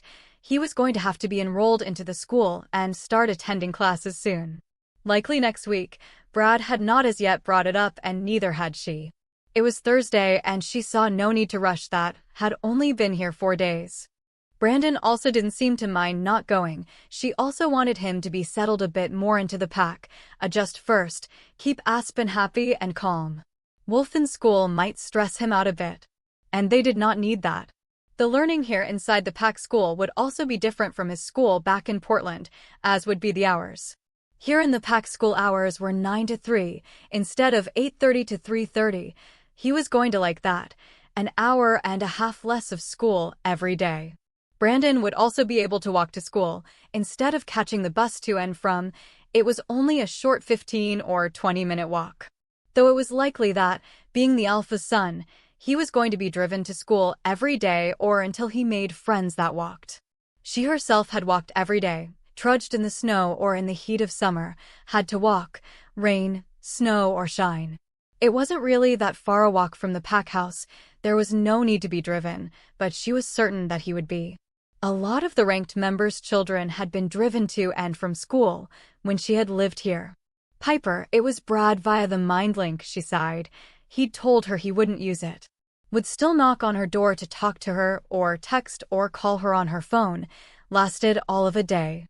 What? She answered, allowing her annoyance to show. You're needed at the pack's gate. A courier needs your signature. Fine. She cut the link and got up, saw Izzy look at her questioningly. I have to go and sign for a delivery. I can do that, Piper. Izzy commented, getting up. No, it's actually mine they need. Piper told her it was likely to be Izzy's new contract. Glanced at Brandon. He was happy enough, it seemed. Headed out of her room and down the stairs, found Brad at the bottom waiting for her. I know where the gate is, she told him. I thought I'd drive you, he commented casually. I could drive myself. He nodded. You're mad at me. Perhaps we could discuss why, in the car. Looked right at him, still annoyed. You said you wouldn't mind link to me, knock, text or phone call, and you completely disregarded that. He was staring at her now, seemed more than a little surprised. I'm sorry, I didn't even think about it. Just a natural thing to do, I suppose. Now you're a pack member. LL, try to not do it again. I guess we'll see. Held her hands out for the car keys he was holding. Keys. Piper, please, let me do something for you. It's just one little thing. Stared right at him. Why do you need to do something? I'm a grown woman and can do everything by myself, but walked outside. I want to be able to do things for you. Look after you, provide for you. Raised an eyebrow at him questioningly. Didn't really see why he would need to do that. Surely, you've got better things to do. Are busy yourself, running your pack and its businesses. Don't concern yourself with what do. I can handle my day-to-day things. He said nothing at all as he unlocked the car and opened the door for her. Piper got in, and he closed it before she could, was frowning, she noted, as he walked around the car to the driver's side. The courier was there to deliver Izzy's new contract. Piper opened it and went over it in the car ride back to the pack house. It was as she requested, and had all the sign here stickers for both her and Izzy. Smiled to herself as she slipped it back into the envelope. All in order? Brad asked her. Yes. My lawyer Gray is on the ball. Good to hear. Do you think that Izzy will be happy? I do. Piper couldn't help but smile. She herself was very excited about this, making Izzy a full partner. The woman had worked damned hard and earned this promotion. Piper heard the hesitation in him, turned and looked at him as he pulled the car up to the pack house. Yes. Your business. It'll have to be registered. To the pack. Frowned right at him instantly. I'm not trying to claim it. It is Wolfen law is all. Sighed and got out of the car. She did know this. Will there be trouble? She asked. She did not want that Wolfen council coming and taking her away from Brandon. Like Timothy had told her it could. I doubt it. You were a rogue and they are known to do as they please. You're also my Luna now, so some leniency should be granted. I'll handle it and let you know. If you like. He told her as they walked into the pack house. Fine, but I am not letting you take over my business. Honestly, Piper, I would not even know how to run your business. He shrugged, though if you could be open to it. I would like you to hire employees from the pack for the new store. That's fine. Izzy will interview and hire who she sees fit. It's her store. Thank you. I only asked due to the location. Only wolves work in the head office. It's fine. Piper nodded. Let me know how it goes with the council. She told him and headed off upstairs, had a contract to deliver. Piper could feel him watching her as she walked away, glanced back at him when on the last landing. He was still frowning at her, she noted, obviously unhappy about something she'd said. Piper thought she had been pretty clear and honest with him, raised an eyebrow at him, and when he said nothing, just turned and continued on to her room. Izzy was sitting on the couch, her laptop in front of her, frowning down at it. What's wrong? Piper asked. You're getting a bit of backlash for not being at your appointments this week.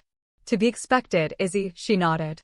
I did make those calls myself this morning to apologize and a few were upset still, but Theodora will step up and go from the LA store to Portland today. Glanced at her watch, should be arriving shortly in fact.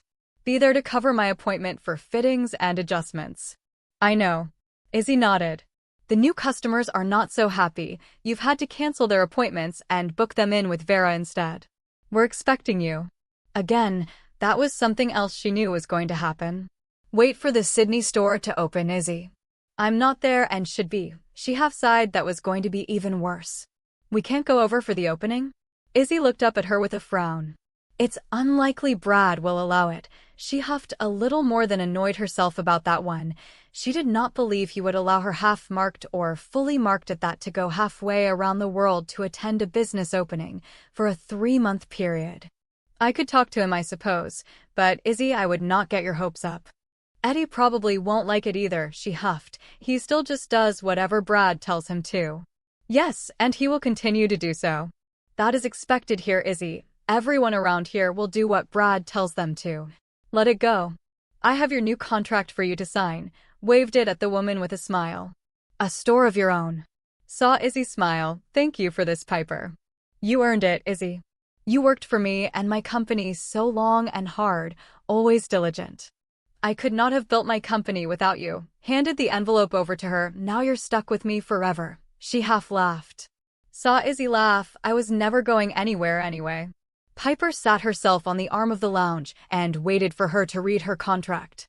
She had already reached for a pen, trusted that it would be the same as the last one she'd signed. Made a few changes. You might want to read that through properly. All right. Izzy nodded as she got it out. It was considerably longer than the previous one. Saw Izzy's eyes widen at the contract title, turned and looked right at her, opened her mouth to say something, but couldn't seem to get the words out. Stuttered finally, why? Because you earned it. We've worked together for a long time, and I was already planning on doing this. Was going to let you know before I came home from Sydney, after you settled into your new role, but now, seems like a good time. I don't know what to say. Say you'll accept it. Sign the contract, and you did agree to me making some changes to your contract and said you would accept them all if I recall correctly. Saw Izzy smile again. I did, she nodded, thank you. Read it, take your time. If you don't like something, we can negotiate it. Saw her nod her head and then turn to the contract in her hand, put the laptop aside to read it, looked at Piper a few times with a shocked expression and occasionally bit her lip, but that was mostly to do with the money. Perks and company shares she was about to receive, Piper was certain. The woman was about to become very wealthy, was about to gain 49% of the company's shares transferred into her name after she signed that contract, would want for nothing in the matter of a week. Might very well be wealthier than Edward now. Piper had no idea how much money that man made, would likely have access to unlimited PAC funds, she supposed. But Izzy would now have her own money. Millions of dollars, wouldn't need a PAC card, which Piper knew was coming. It was likely already being organized, seeing as she was marked and mated by Edward, a PAC member, even though she'd not pledged loyalty, was very happy with Edward. The woman smiled at him all the time. Their bond was good and strong. She had finally found a man that would never even look at another, moved her eyes over the woman and smiled to herself. She would need a wedding dress very soon. Izzy was a pretty simple woman, wouldn't want anything too flashy, but would want something fitted, a mermaid-style dress, Piper thought. All silk, but not likely white. Ivory maybe would suit her.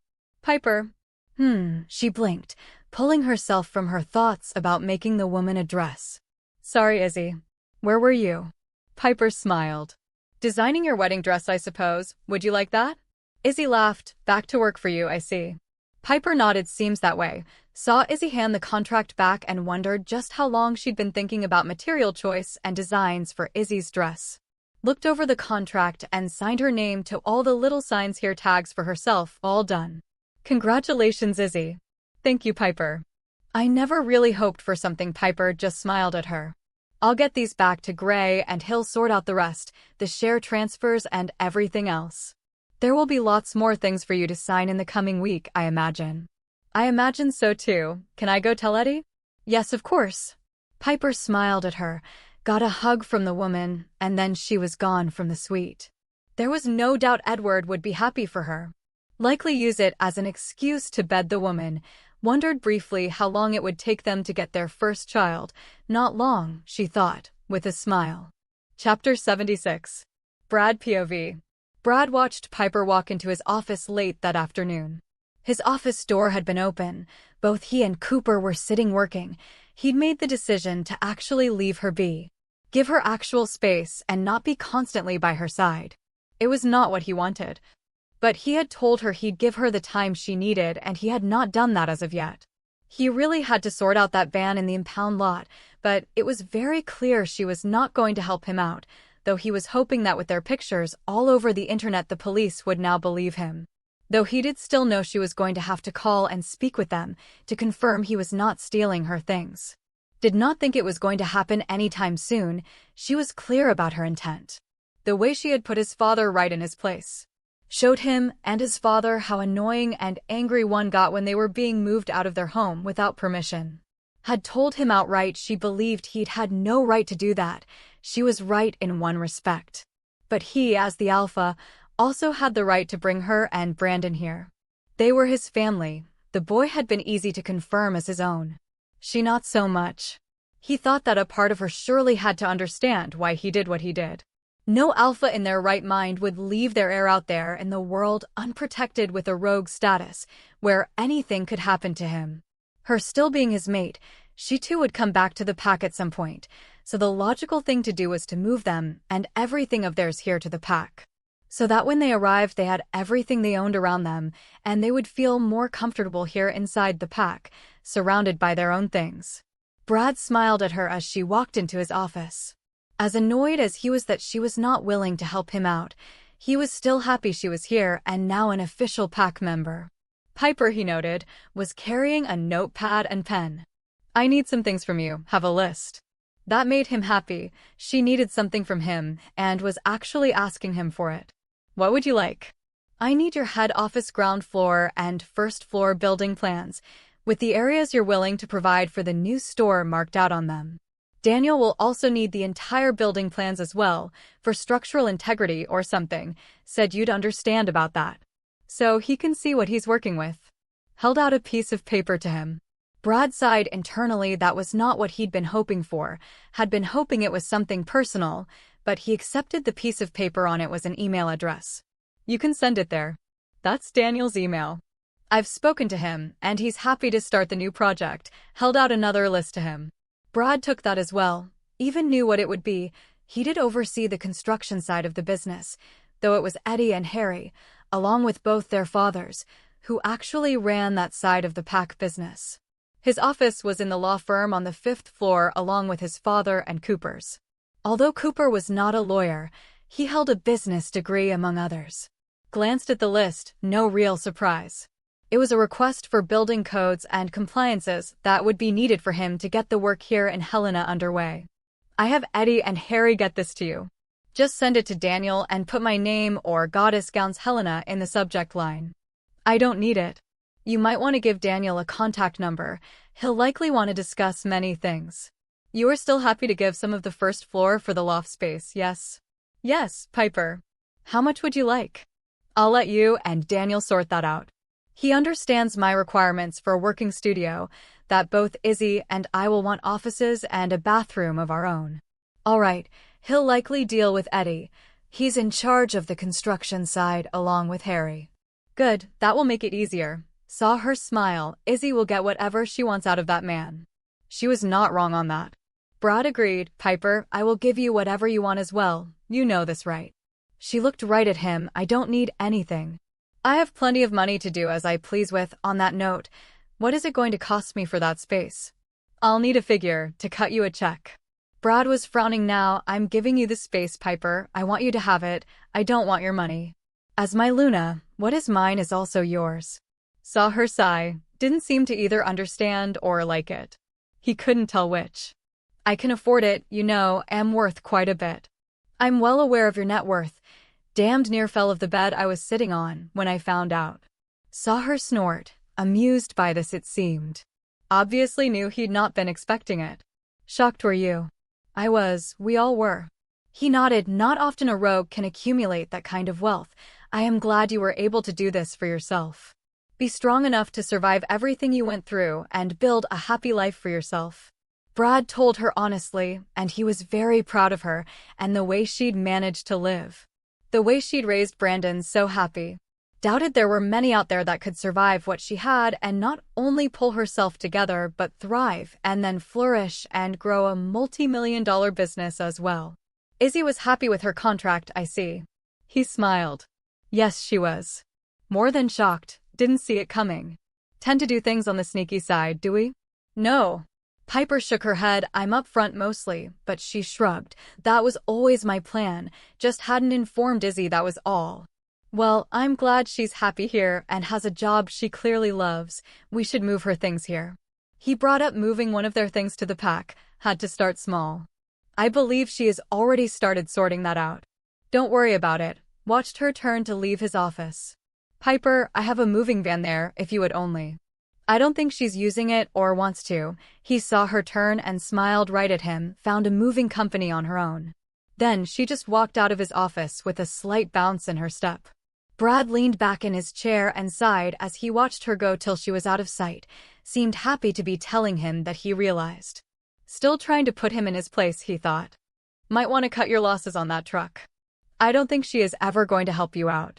Brad's eyes moved to Cooper. The man was likely right, would stop fighting it, would have to accept the charges and take the fine. Only then would they release his truck back to him, sighed, so stubborn. I don't think that is it. I think she is doing exactly what Hadley told her to do. Is trying to put you in your place. I didn't think it was a good idea to move her either, if you recall. I know, and Brad did recall Cooper telling him as much. The damage was done now though. Too late now, I guess. Likely. Cooper nodded. Have you apologized for that? Brad looked right at him. No, it's my right as the alpha. Might want to rethink that. They were a pack of their own and you. I guess you might say, you strolled into their pack and tried to claim it for yourself. Brad was staring at the man now. He'd not even considered that line of thought. He was the alpha of a much larger and stronger pack. It could be that he was seen as an invading force. It did happen all the time, stronger packs stalking in and claiming and overtaking smaller packs, absorbing those who couldn't fight them off or have no chance at winning. Being forced to submit to the larger, stronger pack's alpha, no war or physical resistance during the takeover, to save pack members' lives. But there was still resistance and unhappiness about the takeover and loss of control. Sighed heavily. I'm the invading alpha. It could be seen that way. You don't know her or any of them that well, their thoughts on it. I know, she's so closed off to me still. Wouldn't even tell me about Harper. Maybe Brad, you won't be able to get to know her until you resolve this problem. You might want to find out if that's how she feels. Was brought here in an unconscious state. Had not accepted you, was in fact running away from you at the time. I don't think she was running away, Cooper, just freaked out or scared of the full moon and me wanting to see her. She would never leave Brandon, would have come back in the morning, I believe. Agreed. Cooper nodded, but still woke up here, inside the pack. Everyone in her pack moved here. No one really had a choice in the matter. He had apologized a lot for the way things had been, what she had suffered here inside the pack, and explained to her why he'd brought her here, needing a pack hospital, but he'd not apologized for trying to move her belongings. Likely this was the problem, he thought, with how annoyed she got every time that his movers and moving van were brought up. She still told him he had no right to do that. It was how she felt, he could not change that. He took dinner up to the Luna suite himself. She looked at him with narrowed eyes, but let him in. Brandon smiled up at him and waved. He had a headset on and was playing a game. After acknowledging him, he went right back to his game and talked into the headset. Glanced at Piper. He's online gaming with his friends in Portland, she informed him. Took the plate for Brandon and placed it next to him so he could eat and game at the same time. He'd brought hot dogs for the boy. Brandon seemed pretty happy with the choice. He had brought roast chicken dinners for himself and Piper. The tray he was carrying also had 3 slices of cake on it. I thought we could sit and chat, get to know each other, Brad commented as he placed the tray down on the new coffee table. Piper sank down on the lounge. I need a bigger suite, and Brandon needs his own room. I also really need a proper table to work from, she told him pretty much right away. Brad was tempted to offer their actual suite. It was across the hall and housed not just their bedroom, but also had an office she could use, and there were 3 bedrooms. Brandon could certainly take his pick of those rooms. There was also a kitchen and dining room which would allow them to eat a proper sit-down meal. Refrained himself from doing so. I can look into that tomorrow. He simply nodded. Good. She nodded right back. What do you like to do, Piper? When not working? Many things. A clue would be nice. He frowned at her as he handed her her dinner. You've been inside my house. She looked right at him. Pointedly, you've seen what Brandon and I do in the photos. Brad nodded. He couldn't deny it. I have, he admitted. I also noticed that Brandon is into nearly everything, your room, however. Brad looked right at her. He is very active, yes. I saw. What do you like to do? Whatever he wants. For yourself, Piper. Not for our boy. I like to run. She finally answered his question and saw the smirk on her face. Likely thinking about the fact that she could outrun him, and easily so. Though she'd not run once since being here inside the pack, likely still not recovered enough. Wondered if she would be worried about the residual scars from her battle with that vampire. He knew she had some. Samuel had told him she would have, that she'd always have the scar from the vampire feeding off of her. He had not liked that himself, but there was nothing to be done about it. Other than running?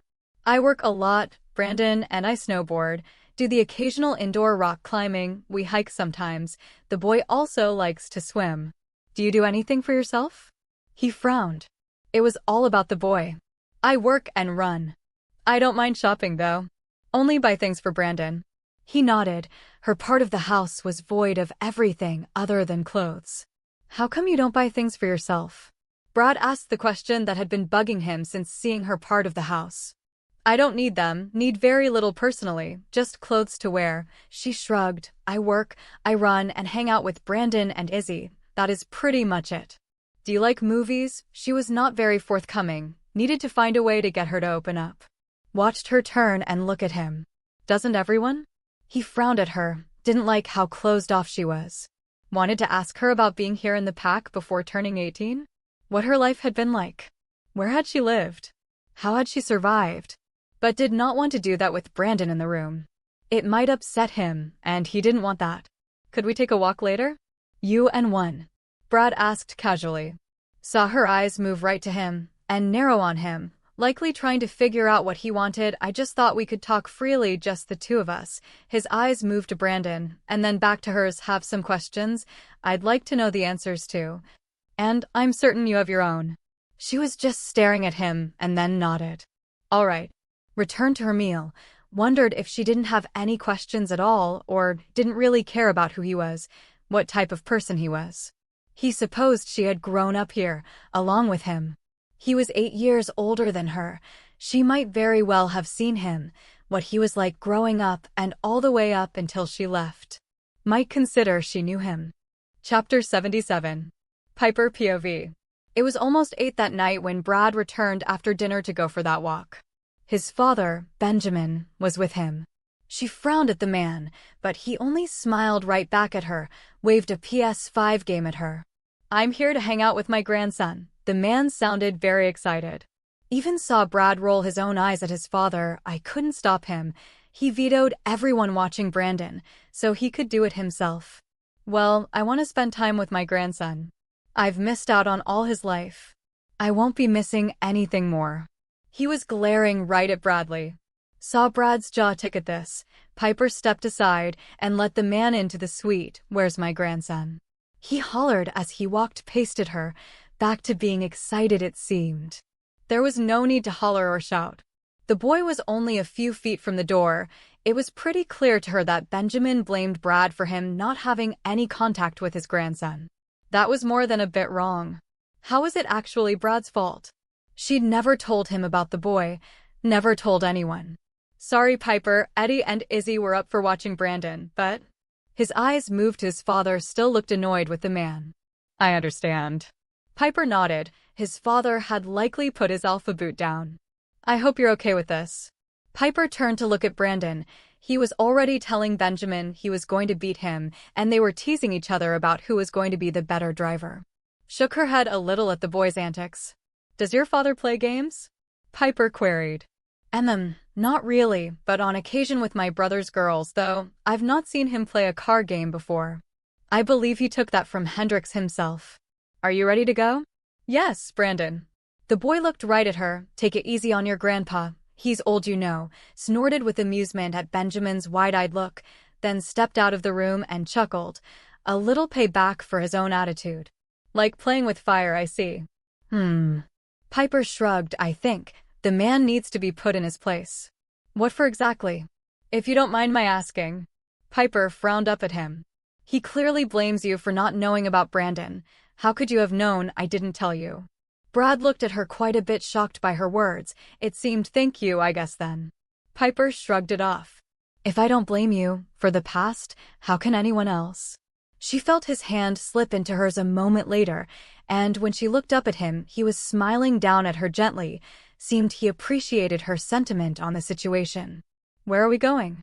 She asked him. Well, I'd like for you to. He sighed. Show me where you lived while inside this pack, Piper. No one here recalls you. Our memories are all tied into our sense of smell, unfortunately. You saw the cabin. Piper frowned. I did, Brad nodded, but you said you found that after you were 18. Sounded a little sad to her ear. I did. Piper got the impression he already understood how and when she found it. Left that alone. He'd apologized a lot for all of those years. He'd never scented her out. She'd not asked him to, didn't see the actual need for him to do so, didn't blame him for it, never had. She knew she'd been the one who was unscentable. It was not his fault. Will you show me? I know you don't want to talk about it, it's painful. But I'd like to know, see where, if it's still there. It will be. Piper nodded, and she did feel different to being here now than she had back then, and it was likely because the pack members now saw her, could look right at her and acknowledge her. They smiled right at her and could recognize who she was. It was the first time she'd felt this.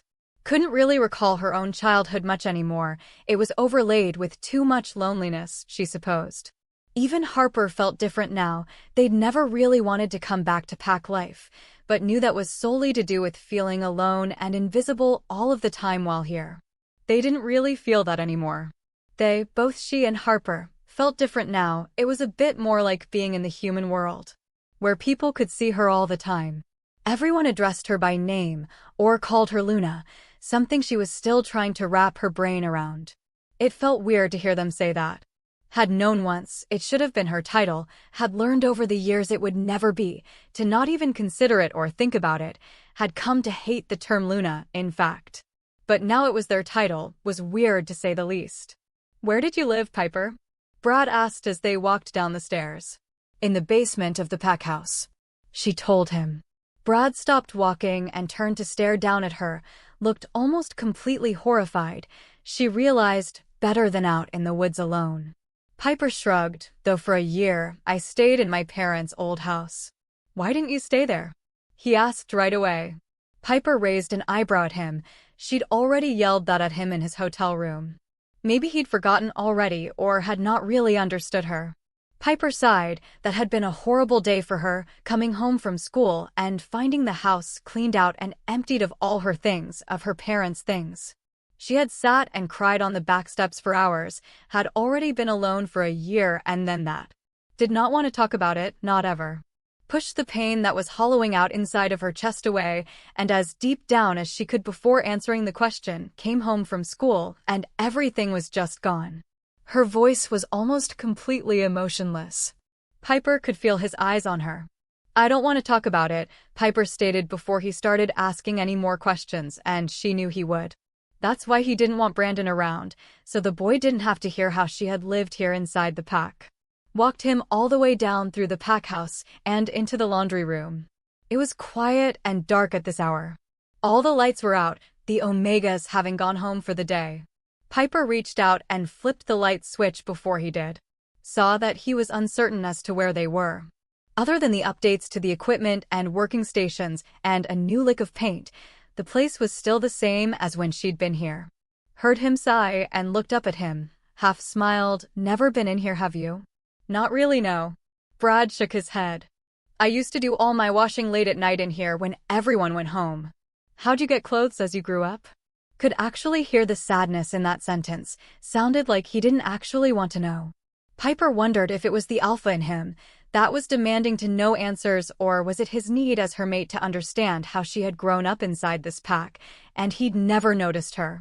Lost property or the clothing donation bins. She pointed them out to him. There was always plenty of clothing around. Ranked members throw away a lot of perfectly good clothing, some of it barely worn.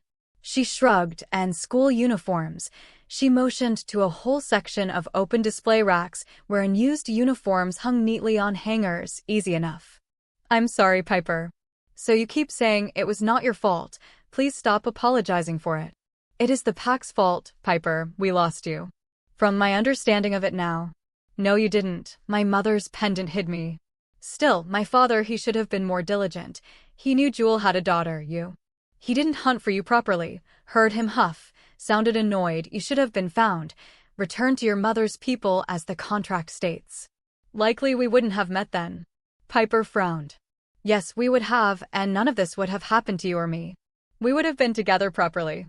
Annabella would have educated you likely at 10, and the first mating ball and Ice Moon pack that I attended after your 18th birthday, you'd have sended me out, been able to let me sent you back."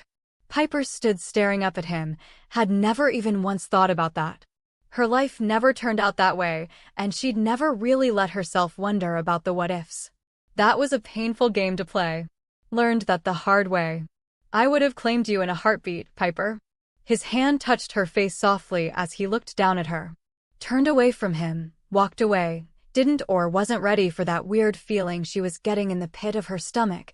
Thought maybe he wanted to kiss her, wasn't entirely sure, but moved away from it quickly. Also didn't want to go down the road of what their lives might have been like. His hand was still in hers, and he wasn't letting go, it seemed, so as she walked away he was pulled along behind her, only a few steps, and then he once again fell in step beside her. Piper pushed out of the furthest door in the back of the laundry room and into a long dark corridor, reached out and flipped several switches on the wall which turned all the lights on down here in the basement. Headed off down the corridor, there were many rooms full of stored items, and a few other corridors that led to other storerooms. She walked along down the corridor, and neither of them spoke. It seemed that nothing down here had changed at all, not even a lick of paint, no remodeling either. It was exactly as it had been when she'd lived down here. Stopped and stood before a closed door in the furthest corner of the pack house. In there, Piper told him. There was a set of omega stairs behind them that led up into the western end of the pack house near the library, and at the very end of this corridor was a set of very wide stairs that led to large double doors and the outside world. How they got everything down in here. Watched as Brad touched the door frame. It had not been painted in all the time she'd been gone. There by the door handle were her initials carved into the frame. PHW had done that after Harper had come along. She saw him turn and look at her. She said nothing. There were a lot more of those around the pack. He'd seen the ones in the cabin. She could presume a lot more of those than he probably wanted to know about. Especially seeing as it looked like it was bothering him. It almost looked as though it was causing him pain. What was in here? Brad finally asked. His voice was quiet as he opened the door. Likely wasn't going to want to be in there either. It was currently an empty room, she noticed as he pushed the door open. It's where I found my family's things, so it's where I belonged, I guess. Actually, saw the pain in his eyes on that one, but there was nothing that could be done about it now. Watched him step inside the room, glanced in there, but did not go in, could see it had never had a fresh lick of paint from here. He turned the light on. Watched him walk around the small room. It wasn't that large, a standard storage room, 12 by 16 feet. Watched as he got to see just how many times she'd written on the walls, Piper Whitlock lives here, before Harper had come along, and then Piper Harper Whitlock lives here, once she'd gotten her wolf. It was everywhere in that room. In pencil, pen, textures, and there were a few carved into the plaster with the use of Harper's claws. Found his eyes on her, full of pain and sadness now, then saw him just step out of the room and just pulled her into his chest. "I'm so sorry, Piper," he whispered. "I will never lose you again." She blinked in surprise at his words. They too were filled with pain. He actually seemed to understand that she'd written those words, screaming to be noticed on the inside. The whole time she was here in the pack, her whole life just wanted to be seen by her pack. Be a part of the pack. Have someone take care of her. Leaned into him, her actual mate. He could see her now, had claimed her and wanted her. Allowed herself to be held by him, willingly slid her own arms around his waist and just stood there, to take the comfort he was offering by holding her. They stood for a long time, like that, before Brad murmured, "Is there anything else I need to see?" Piper shook her head slightly. "No," she answered him. "Are you sure?" He sighed softly. "Piper. Want to see everything no matter how small or painful." Piper looked up at him, her chin resting on his chest, and he turned those eyes so unique right on her, their blue-green, so like opals in their magnificence, sparkled down at her. Felt Harper sit up inside her mind and wondered if Benson was somewhere near the surface too. It was possible. "No," she answered him, "only my name around the place," she said softly. Felt his hand touch her face, shivered a little when it slid to her hair, trailing tiny sparks across her cheek, saw his eyes move to her mouth and sucked in a breath as she realized Brad wanted to kiss her, felt her own heart race inside her chest. Then his mouth was on hers, soft and gentle, felt her hands bunch in his shirt at his back, actually saw his eyes close as he pulled her that little bit closer to his body, leaned into him, to a kiss she'd longed for all her adult life. Dreamed about a million times, felt her own eyes flutter close, and kissed him back. It was the sob that erupted from her that broke the kiss, and she pulled herself from him. "I'm sorry," she whispered and turned her face away from him, could actually feel tears burning down her own face. "Don't you ever be sorry, Piper." Brad turned her face back to his, tilted her chin up to make her look at him. Through her tears, felt him brush them gently away. "Not ever," he said softly, "gently, feel how you want to eel." Stood there and looked up at him, had to blink a few times till they were gone. "I didn't. I just couldn't even explain why she was suddenly crying while he was kissing her for the first time as his mate. She understood why, but couldn't seem to express it at all, was more than a little overwhelmed by her own emotions. "Will you show me where?" he asked, changing the subject for her, she thought. Piper just nodded her head up at him, and then he took her hand again. She spent a good few hours walking around the pack house and the pack's woods. A few places where she'd written her name were still there. In the library, her initials were carved into a bookshelf or a skirting board, told him it was where she'd sat to read or study, sometimes draw dresses. It was in many trees around the woods when she'd been running, usually where she had fallen down exhausted. There was one on the agility course itself, along with her time, carved right into the last wooden support post for the bamboo rods to be crawled under, her initials and her fastest time in completing the course, along with her age. She'd been 18. It was right before she'd scented him out. Brad looked at it for a long time, then stood up and looked right down at her. "Challenge accepted." He smiled right at her. Piper smiled right back. "Good luck, I'm small and fast." "I'll never stop trying to beat you," he chuckled. "I'll sit and watch." She actually chuckled right back at him. "If you do manage to beat me, I'll accept it as a challenge to beat you once more."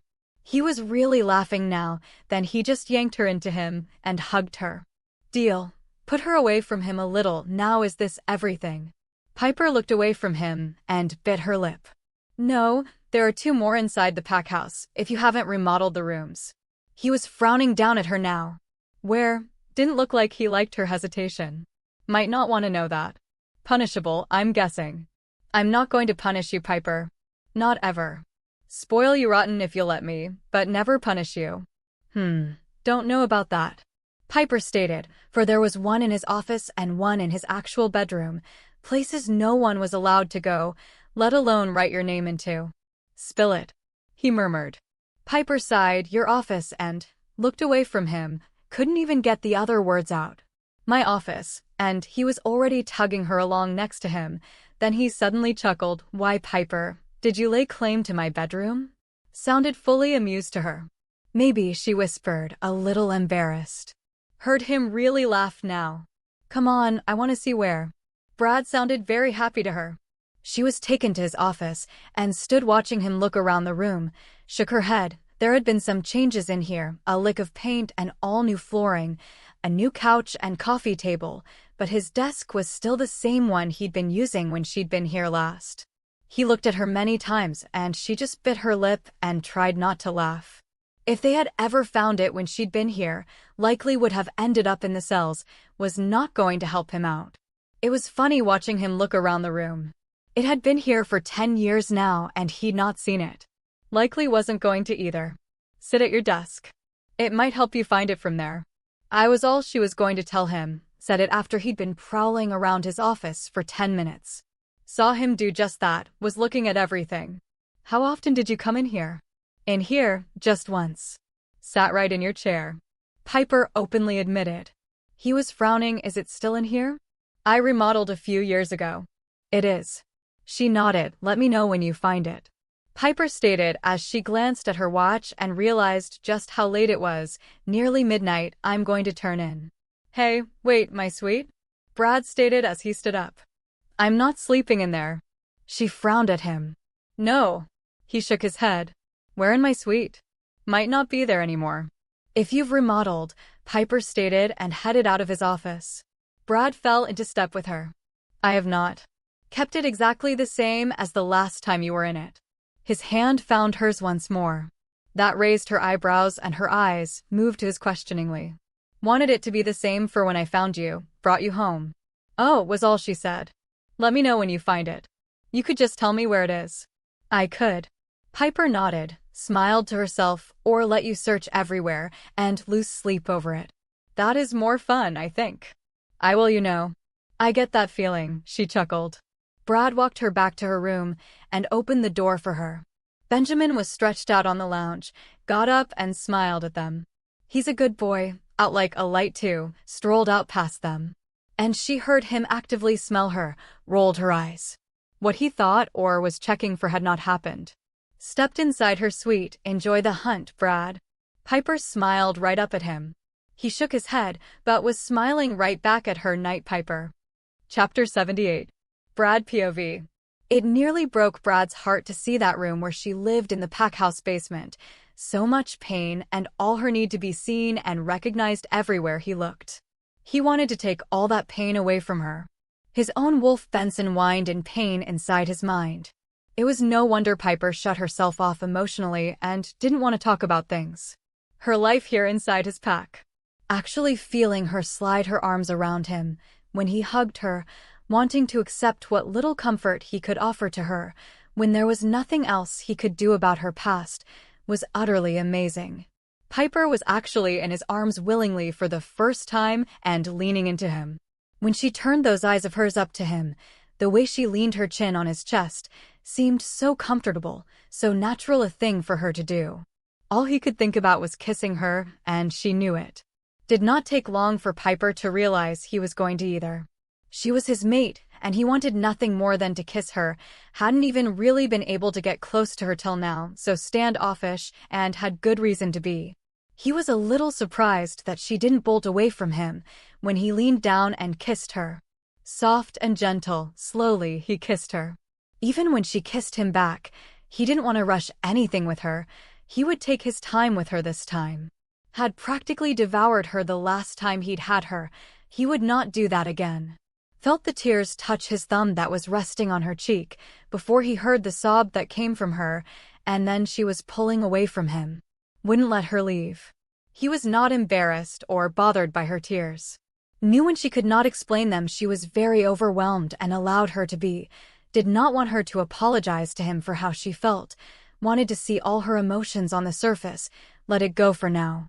One kiss was more than he had been hoping for tonight, though he had nearly kissed her in the laundry room, had thought about it, was pretty darn certain she knew it.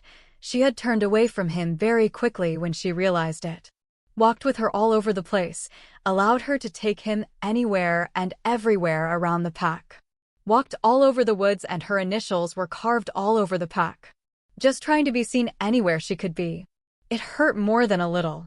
He'd never actually taken any notice of the names in the trees. Wolves were no different to humans in this regard.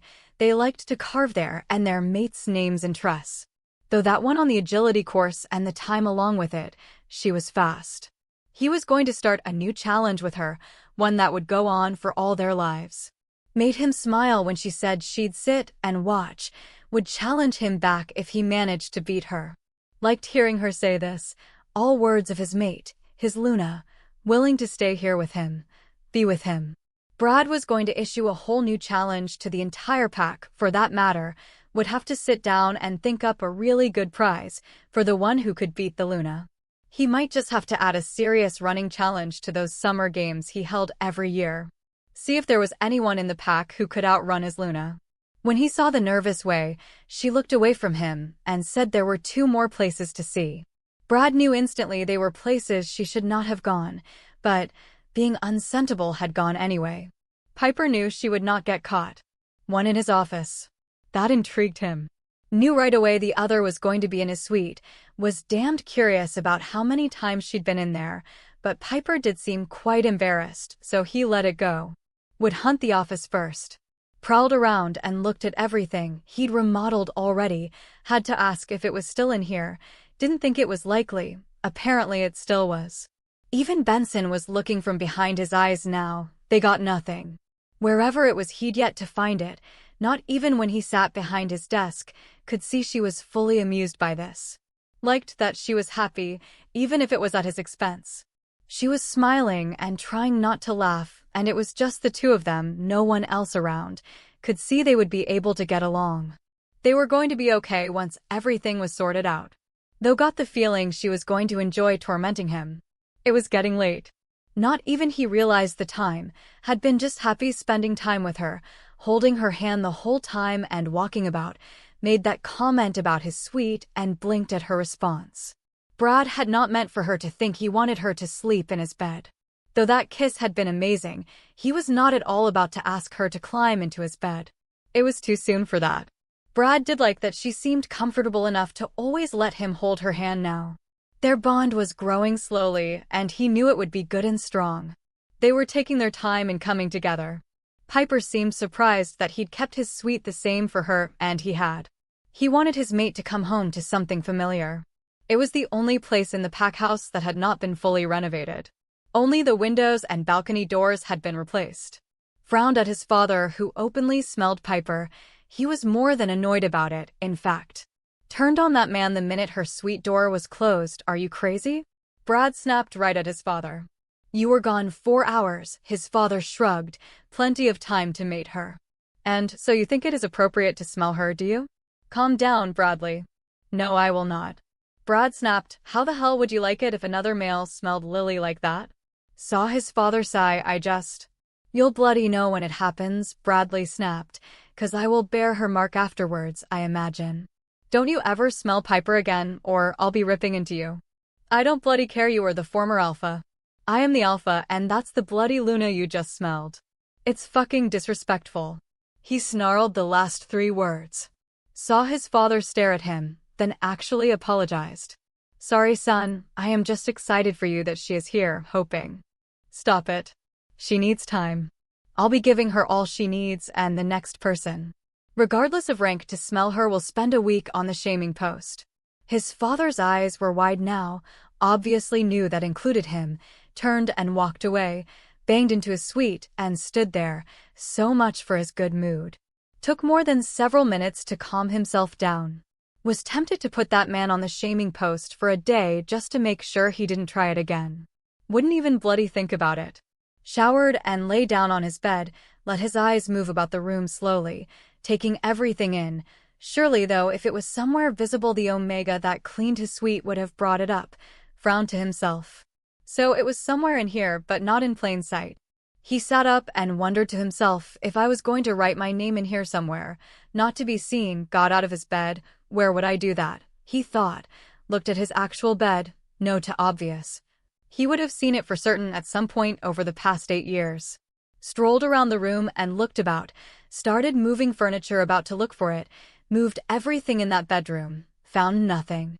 Strolled out of his bedroom and into his suite's office. Again, nothing. This was going to drive him nuts. He searched every room in his suite. Moved all the furniture. The place was a right mess when he was done. Huffed in annoyance. Still nothing. Perhaps she was just toying with him. Maybe there was nothing here in the suite. It was possible she was playing with him, had told him he would lose sleep over it, and to enjoy the hunt. Slept very little, had stalked himself to his bed at 3 in the morning and begrudgingly climbed into it to get sleep, but just rolled around mostly frustrated. He got himself out of bed at 0600, still frustrated by not having found it, and went and knocked on her suite door. When Piper opened it, he huffed right at her, and she burst out laughing right up at him. Clearly knew he'd not found her name in his suite. She was highly amused, yanked her clean out the suite's doorway and picked her up, tossed her over his shoulder and stalked off with her to his room. She was still laughing, finding his frustration and fruitless searching hilarious, it seemed. Put her down in his bedroom doorway and turned her around to face the room. Where is it? He asked. Did you not find it? Piper was very amused, couldn't even hide it. Obviously not. Give me a clue, at least. She could see the mess he'd made, and not just in his bedroom but out there in the living room as well. Piper turned and looked right up at him, smiling happily at him. What's going on? It was Brandon, and his voice came from right behind Brad. He turned and looked at the boy. Morning sun. Must have followed him across the hall and right into the Alpha suite. Your mom left something in here years ago. I can't find it. Turned his eyes back to Piper. One clue is all I ask. Watched her raise her hand and hold up her thumb and pointer finger. It's about this big. The gap between them was about 3 inches. Good luck. If you've never found it in the 9 years it's been there, you're not likely to. Piper. Brad huffed at her a little on the annoyed side, but only a little, she was. He realized not only playing with and having fun, she was actually standing inside his suite. In their suite, in his bedroom, and was still smiling up at him, and their son was standing next to him. His family was inside the Alpha suite. He realized suddenly. He'd not even thought about it, till this very minute. This was what it was going to be like.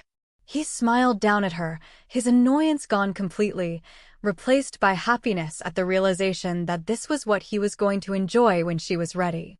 "You're tormenting me." Piper nodded. "I am. I'm also not going to tell you, ever."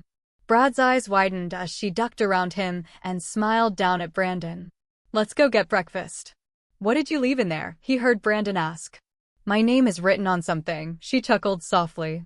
"And she won't tell me where, son. Help me out, won't you?" Brad asked. The boy was smiling himself now, didn't care at all, too happy at seeing them in his suite. "No." Brandon poked his tongue out at him. "I'm with Mum." No real surprise there, he thought to himself as he followed them out of the Alpha suite. "Can I join you for breakfast?" he asked. "If you think you can find the dining room." Piper laughed. Brad growled right at her, all playful, couldn't help it. Even Benson was all happy inside and wanted to play with their mate himself, saw her eyes shot right to his, and he grinned at her, torment away. He knew she'd see his wolf's eyes flickering. They both really wanted to play with her. Chapter 79. Piper POV. Brandon and Aspen seemed much calmer now, had begun to settle into the pack nicely. He would talk to all that spoke with him and asked him questions, was happy to talk about his life so far to date, did enjoy talking about all their holidays and trips overseas. She did note that he was itching to hang out with other kids here, had brought it up before Brad had carried her off out of her suite, and had wanted to go and talk with the other kids at breakfast, had looked up at her questioningly. She'd told him he could, but he'd come back when they'd all had to go off and get ready for school. A little pouty as it was a school day, and unless he wanted to be enrolled and attend school today, he was going to have to wait until after school got out to hang out with the other children here in the pack. He'd huffed, made nearly everyone at the Alpha's table chuckle when he declined to being enrolled and go today. Brad had smiled right at him and offered to take him down to the school to enroll him to start on Monday. That way he still had a few more days to get used to things around here. He even told Brandon he would take him down during a school break so that he could play with the other kids for a bit. That had made Brandon smile and nod. Told Piper he would organize everything on this end if she unenrolled him in his school in Portland. It did suit her. She had a lot of work to do and catch up on. She and Izzy would be making a lot of calls today and emailing their designer, Gloria, to get things underway for the store here in Helena. Izzy was happy to hear that Edward would also be working from the same building that had made her smile, had come and told Piper, with a smile on her face, their bond was flourishing very quickly. Piper had simply laughed and stated, "Oh, there will be no sneaking off during work hours." Izzy had burst out laughing and murmured, "Work will be my escape from his hands," and then they both laughed. Piper herself was going to have to organize movers for all her and Brandon's things, though she was not going to use the pack's movers. She had ignored Benjamin's casual bringing up of the moving van, still in the impound in Portland. Had been about to tell him to deal with it, but Brad had actually beaten her to it. Told his father to just let it go, that he had already dealt with it himself, that the van was to be released tomorrow and would be back here in the pack a day after that. That had surprised Piper, but she'd been happy he'd let it go and finally taken responsibility, stopped it seemed, trying to get her to rescind that his men had been stealing her things, and so by extension, so had he. Likely he had accepted the charges and would or had paid the fine and impound fees.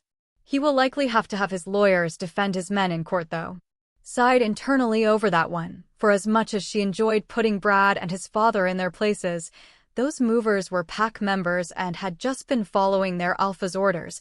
It was not them she wanted to annoy or have punished. She was going to have to put a call into and clear that mess up, wondered if she could get the men cleared but still have Brad himself or his company fined for overstepping his bounds. She doubted it but could ask, she thought. Would likely put her in his direct line of fire, but she could handle him. Offered to let Brandon spend the day with Brad. She had a lot to do, and it would give them good bonding time. Brad seemed surprised by her offer, but was more than happy to accept it. Both their eyes moved to Brandon to see what he thought. He looked from one to the other, and then asked her what she was going to be doing today, told him she had a lot of work to catch up on. Brandon had nodded and stated, "I'll go with Dad then." She knew he got bored easily and hated sitting in her office when she worked. Walked him to Brad's office. The boy was between the two of them, a hand in hers and a hand in Brad's. He did seem to like having a father, and holding hands with the both of them at the same time, had grabbed both of their hands. Brad was always happy about this. She just smiled, then told him to be good. I'm always good, he'd huffed up at her, and he had been, until Aspen got stressed out and would shoot to the surface. Being here inside the pack was different for them, with the other wolves around. He'd run off into Brad's office, and she'd watched him climb into Brad's chair. You might want to. Looked right at the boy pointedly as he spun the chair around. He's fine, I was always in Dad's chair growing. You'd better take this today. Piper commented and slipped the ring that would one day be Brandon's off of her finger and handed it to Brad. Just in case. All right.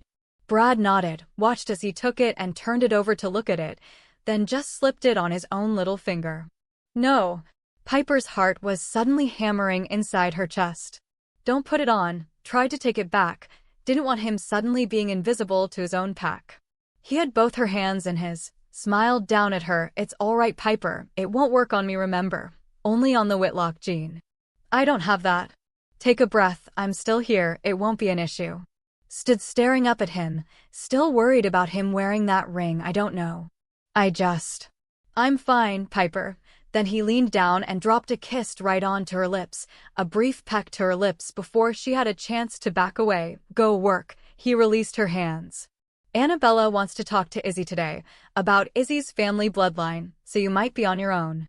I know, Izzy already told me, something about them being related, or Annabella thinks this. That's what I heard too. Got yourself a cousin. He smiled, one you actually like. Piper nodded. It did seem that way, a distant cousin, but family she was likely to be, if she was also related to Annabella. I've got a million things to do today, I'd better go. Looked at Brandon, he can be a handful, always needs to be on the move. That is typical of an alpha child. I'm sure I can handle a day with him. Piper nodded, smirked a little on little sleep, might get annoying. Then she chuckled and walked off. Piper, feel free to use your Luna's office today. I had it cleaned, he called out after her as she walked away. Strolled up the stairs inside, her office, was likely going to have to start using it at some point. They weren't leaving and she knew it. Harper had claimed Brad and Benson as her mate, though only internally at this point, and she didn't at all mind spending time with the man, watched him from behind Piper's eyes. Seemed almost happy at times watching him. Brandon and Aspen also seemed comfortable, and they were both happy around Brad. Happy having their father around. She wasn't exactly sure about Aspen and Benson, but Aspen had not shown aggression towards anyone in days now, and had allowed himself to be initiated into the pack. Seemed that Aspen had relinquished his alpha's need to control everything around him, and was doing as she asked, being just a boy's wolf. That was a good thing. Aspen now had a father and a real blood connection to him. It might actually be helping him. Those two wolves could well be talking and getting along with each other. Piper walked into her suite and collected her things to take down to her office on the first floor. She wasn't going anywhere, had also allowed herself to be initiated into the pack, had accepted somewhat begrudgingly to state the words mate and Luna, hadn't really been ready for all his unit to hear those words out loud, was still getting used to the idea herself. But now that she was initiated into the pack, it was a bit weird. That half-realized bond of theirs felt stronger to her, and she was starting to feel more connected to Brad now. Was actually quite comfortable in his presence now too. Stood outside the Luna office's door. It was closed. She hadn't really gotten a good look at it. Brad had been very quick to back them out of the room and bang the door shut. Apologized for what had been going on in there. She shook her head. The man was full of apologies. Never knew an alpha to be one to apologize for his actions or those around him, even for things that weren't his fault. Though he'd not apologized for that kiss downstairs in the basement, and knew he was not going to either, she'd kissed him back, sighed softly, had leaned right into the man. Harper had not even attempted to stop it either. Piper knew Harper wanted her mate. It was something they had both wanted for a long time, still did if she was completely honest with herself. She just hasn't yet ready to actually vocally claim him. Seemed Harper was happy to wait on her, on that. They would do it when they felt the time was right. Just didn't know how to handle it, what to do really, had always been alone, and it was all new to both her and Harper, though she and Brad had both had a bit of fun this morning, or he'd seemed a little on the annoyed side. That he couldn't find her name written in his suite, and a part of her was actually glad that he had not found it. That one did not say Piper Harper Whitlock. It was the only time she'd ever allowed herself to write it as it should have been, or at least as what she'd wanted it to be, Piper Harper Drake. It read, and when he did find it, it was highly likely the man was going to be on her in a flash. Wondered if she should sneak in there and get rid of it. Heard Harper snort inside her mind amusingly. He'll smell us now. Put an end to that thought. Harper was right. The man would scent out that she had been in his suite, in his walk-in at that. Though if he was to leave the pack and be gone all day, her scent would fade over the course of the day. Shook it off, for another time. Pushed the Luna's office door open and stepped inside, nearly cringed at all the fluffy cushions and girly decor. This was not at all her style. Did not like the bright yellow at all, or the pale yellow walls. She guessed Lily liked yellow a lot. Walked across the room and sat herself at the desk. At least it was reasonable, but still not to her taste. Wondered about getting rid of the stuff in here. It was way too bright and bubbly for her persona. She much preferred a minimalistic look. Just have what she needed in here. Sat down and got to work, answered emails and made phone calls. Found the phone number Brad had given her for the police officer in Portland and placed a call. Had to call him back with a video call, so he could actually see her and produce her ID to verify it was actually her as well. The man was very thorough. Explained to the officer that at the time of the incident she had been out of the country and had no idea that Brad had taken it upon himself to move her. Admitted she not only knew him, but was in a relationship with him, as he'd told the officer. That though she was annoyed by his arrogance, being who he was, he just thought he was helping, called him an idiot, and shook her head. Then she stated if she had known, yes, she would have approved it, and was moving to Montana as Bradley Drake had told him she was. It was a long conversation, and she answered all the man's questions. Then he just sat and stared right at her through the screen, muttered she should have called and cleared this up days ago. To which Piper had actually replied the man needed to learn. He can't just go and do as he pleases, because he's used to doing so, and the officer had actually smiled at her words, before telling her he'd close out the file over the next day or so. Sat and organized movers finally. Really wanted Brandon to have all his things here, though where they were going to go at this point. Their suite was not big enough. Found herself a company that would move her first thing next week, then organized a courier to come and collect her house keys so they could actually move her. She knew Izzy had organized for both her car and Piper's to be transported here and should arrive on Monday with Izzy's belongings. Headed off down to the pack gate to hand it over to the courier when she was informed there was one waiting for her. Found Cooper right next to her as she walked. "Cooper, where are you going?" he asked, all casual-like. Both his hands were in his pockets. "How did you even know I was going down here?" she asked in return. "Brad can track you along the pack tether." "Is he so paranoid?" She sighed. "No, curious I think, more so than anything." "And you're here because?"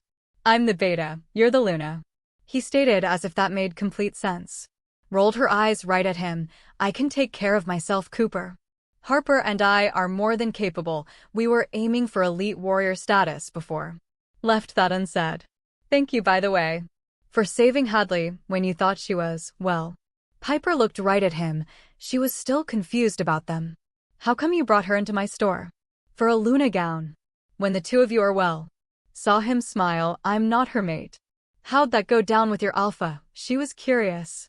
"Better than expected. I think he was more upset with Hadley than. It also helped that Benjamin intervened and said he and Lily were okay with it." "The hypocrite thing?" She smiled. Actually saw Cooper snort with amusement. Bradley had the stupidity to tell Hadley that because she was a girl, she should have waited for her mate. Piper stopped walking and stared up at the man, a frown on her face. That was indeed very archaic and hypocritical of the man. Idiot, he didn't wait for his mate, she muttered. He'd been with she-wolves even before she knew what he was to her. And then, Hadley was not so nice about putting him in his place, stated that herself. Yelled it all alpha, right in his face. He nodded. So why are we headed to the gate? I have the need to courier something, she told him and continued on, but left the details out of it. Oh, and what might that be? My business is what, she stated, which you and Bradley will be staying out of.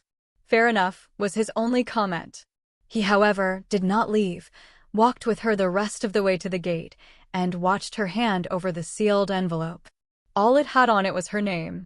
The courier had all the details. Her envelope was put into one of the courier's own plastic sleeve envelopes, and she checked the details, signed and paid for it, and it was gone.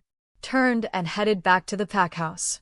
Are you going to follow me every time that I come down here? It's likely. He nodded simply. Brad is concerned you'll vanish again. Bothers him greatly. He's enrolling Brandon in the pack school today. How far does he think I'm going to go? He's not concerned you'll leave Piper, just vanish like you did the other day is all. Oh, now I hear you put your name in the Alpha's office years ago? Leave him to find it, Cooper, on his own. She smiled to herself. A game, is it? She shrugged. Been there nearly 10 years. If he hasn't found it yet, not likely to. Let it drive him nuts. 10 years, that's long before you left. Yes, it was, she nodded. Liked being able to go anywhere and no one knew, did we?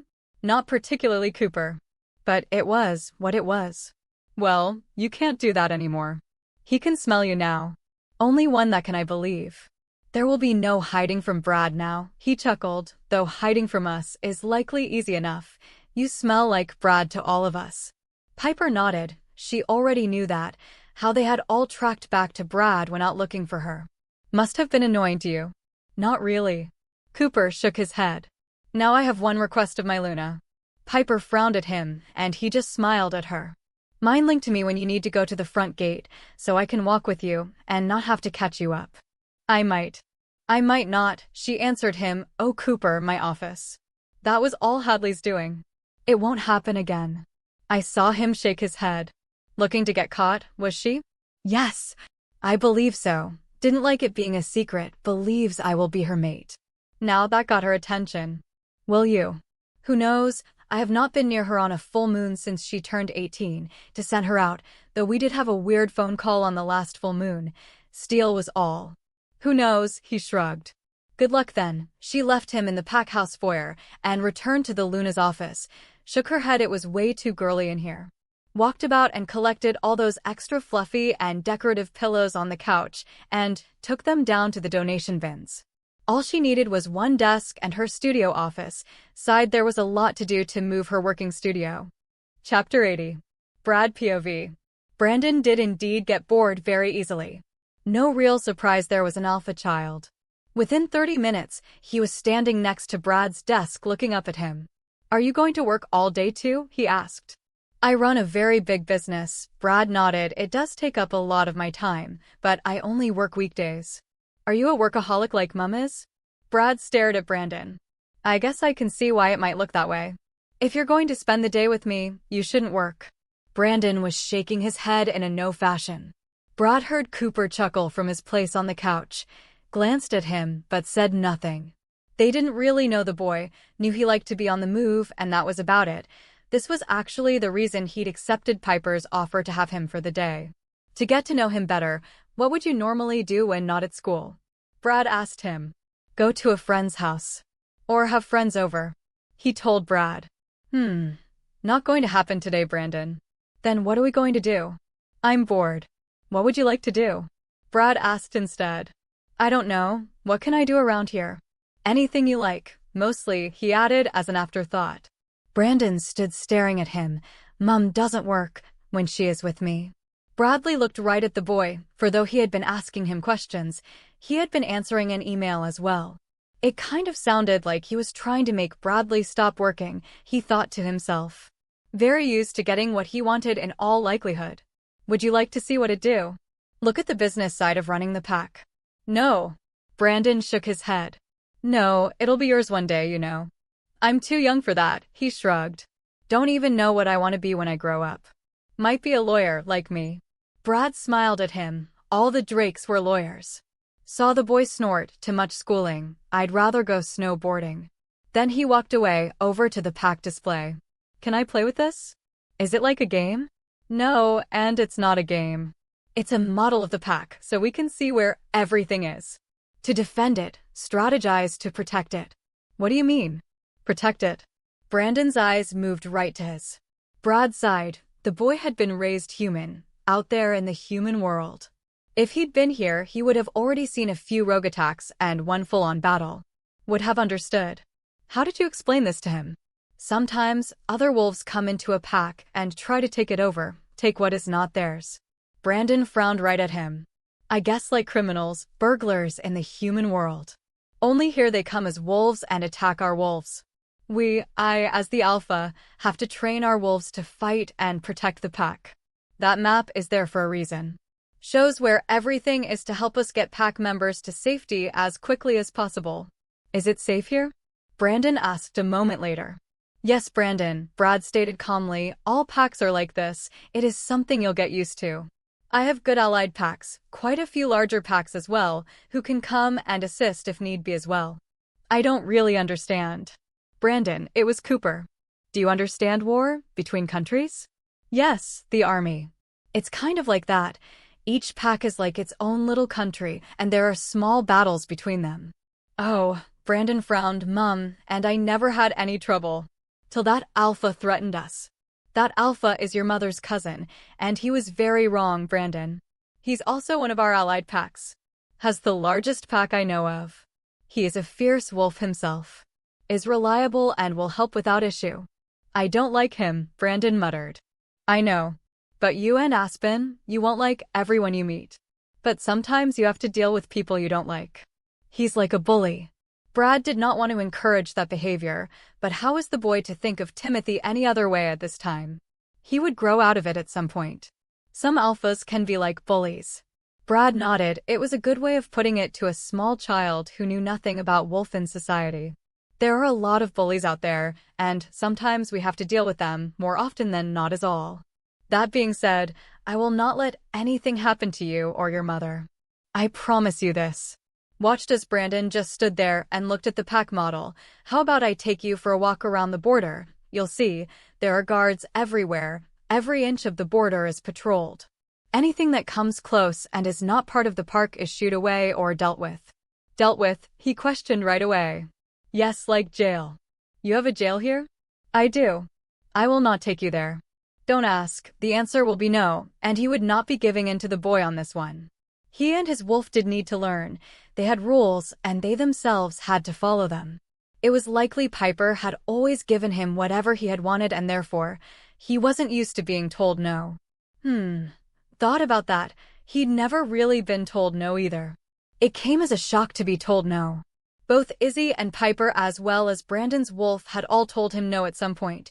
He hadn't liked it at all. Best curb that now. Piper was actively trying to tell both he and his dad no. Best both he and the boy learn it now. Might stop some arguing in the future. Do you want to walk the perimeter? It'll take a few hours. Watched as Brandon looked back at the pack model, then nodded his head, nothing else to do.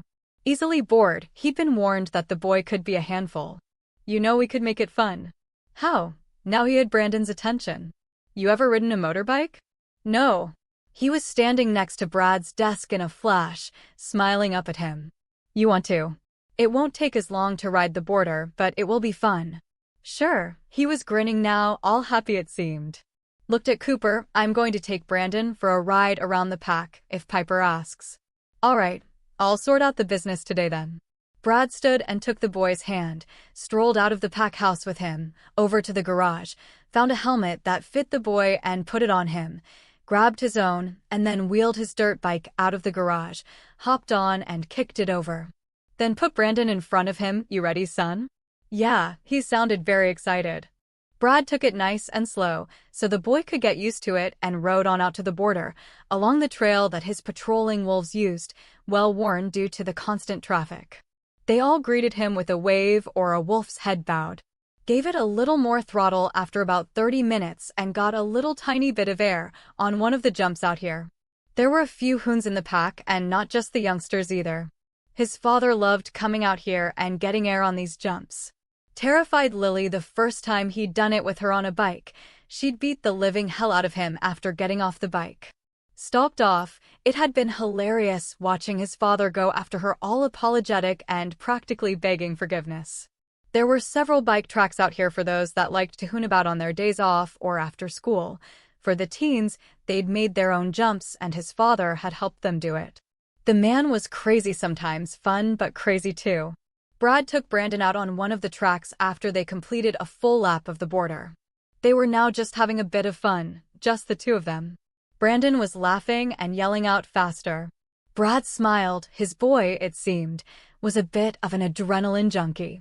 So they honed about a couple of laps of each course, got a little bit of air on all the jumps, but kept it light, no serious honing about. But Brad could already see his boy out here, really hitting the jumps when he was older and had a bike of his own. It was good to feel him so happy here inside the pack, and it filled in plenty of time too. Rode that bike all the way to the school to enroll him, frowned as he got off the bike, realized that he could feel Piper was on the move away from the pack house, stopped and felt that tether that was hers was headed for the pack gate, it seemed. Not in a rush though. Mind linked to Cooper to go and check it out. Then walked Brandon into the school. The headmaster smiled at him. She was an older wolf, had been the headmaster the entire time Brad had been at school, likely would stay that way even for Brandon's children. Alpha, is this your boy? Yes. Bradley smiled proudly. Brandon, he told her. Brandon, this is Headmaster Phyllis. Hello, he stated, smiled at the woman, shook her hand when she offered it to him. Why don't we show you around, young man? She smiled at him. Then looked to Brad. When will the young master be starting? Monday, Brad answered her. Where is his mother? I was hoping to meet the Luna as well today. Working, I believe. Brad smiled, has an international business to run herself. Oh, well, can't interrupt some things I see. I'm certain you will meet her on Monday, Brad offered. He doubted very much Piper was going to let Brandon come to his first day at a new school without her there. Saw her eyes move briefly to his neck, but say nothing about the fact that he was as of yet unmarked by the Pax Luna. He was going to get it a lot, he supposed, till she was ready to mark him. It had only been 5 days here inside the pack. Though wolves usually marked and mated day one, within hours of meeting each other, some within minutes. He was not going to rush her, it would happen when it happened. Walked with the headmaster and Brandon around the school and showed him to the classroom he would be attending come Monday. Then he was allowed to go and mingle with the kids in the classroom and go out on break with them in the playground, while Brad watched on and filled out the paperwork. It was pretty clear to all the children he was Brad's son, called him Dad when he wanted him to look at something he was doing, and Brad returned it with the word son as well. He was going to make friends pretty quickly, it seemed, had already found a group of kids kicking a ball around and joined in right away, was happy hanging out with the other kids. No real surprise there. He had seen the way he got on with the human kids, turned his eyes back to the paperwork and came to a complete halt, where it stated date of birth, and realized he had no idea when Brandon was born. Saw Phyllis smile at him, at his hesitation. I'll ask his mother on Monday. No, I'll ask Brandon, he'll know, though he did wait until the break was over and everyone had returned to their classrooms before he asked. It was a little embarrassing to not know when his son's birthday was. Brandon looked up at him and said June 6th. Brad nodded, wrote it down, did the math in his head, had come along 6 months after Piper left, roughly normal for an alpha pup. Tilted his head and sighed. He hadn't thought about that till now. He'd been in hospital with agonizing abdominal pain for hours. No one knew what it was or why. He had been sedated in the end at his own father's request. Childbirth, looked at his boy and knew that was not going to be fun, feeling her go through labor again. Likely not going to be sedated through it this time, heard Benson huff in annoyance at just the thought of it. They had not enjoyed it the first time, though they had no idea what it had been. Should have figured it out. Wondered if he could get Piper to tell him about delivering Brandon. He knew alpha pups could be difficult to deliver. He'd been sedated after just 2 hours of pains. Didn't know how long it had lasted or how bad it got. Did not relish being a woman for that. They were getting along better now. Trust was being formed and she was using her Luna's office today. That made him happy. She'd opened up a lot to him last night. That was also good, and playing with him still this morning. Definitely good. Hadn't even resisted or been bothered by him carrying her into the Alpha suite. She was comfortable around him, he realized. Rode the bike back, allowing Brandon to help steer it too. He really liked that, parked it in the garage, and headed back into the pack house. Are you hungry? Want a snack? Brad offered. Sure. Brandon smiled up at him. Took him off to the pack house dining room to get food. Mind linked to Cooper about Piper, had something picked up by a courier and returned to her office. Cooper hadn't been able to see what. A sealed envelope that had her name on it. It was a curiosity, but likely to do with her business, which she was very clear on, him not helping and staying out of. Brad was mostly going to stay out of it, had no idea how to run a bridal store or several of them. It was her business, well, hers and Izzy's now. They had been running it for years and were very profitable. He was going to leave it alone. They found Piper, Izzy, and Annabella all sitting drinking coffee with a sweet in front of them. Though noted Piper was eating a caramel tart. She really did like caramel, it seemed. Noted Alpha Timothy was not there, asked Annabella where he was, in their suite attending to business online, had borrowed one of the pack's laptops and logged in remotely to document Izzy's lineage that they had dug up. Didn't really surprise Brad all that much. He had a large pack to run, and being here all this time because Annabella was here meant the man's beta was in charge back home, but he could still help out remotely. The three of them were chatting casually about Annabella staying for an extended visit. Brad smiled to himself as he watched the woman. She was playing with Izzy's hair the whole time they were talking. Really like that Izzy Wolf was an Arctic wolf and was bonding with her in all likelihood. Izzy didn't even seem to mind, just smiled at the woman. Obviously, Fade liked Annabella as well, otherwise her wolf wouldn't put up with that. It would be good for the two of them, both Piper and Izzy, to have someone that they felt connected to, here inside the pack. Agreed it would be nice for Annabella to come and stay. Told her she didn't have to go back at all if she didn't want to.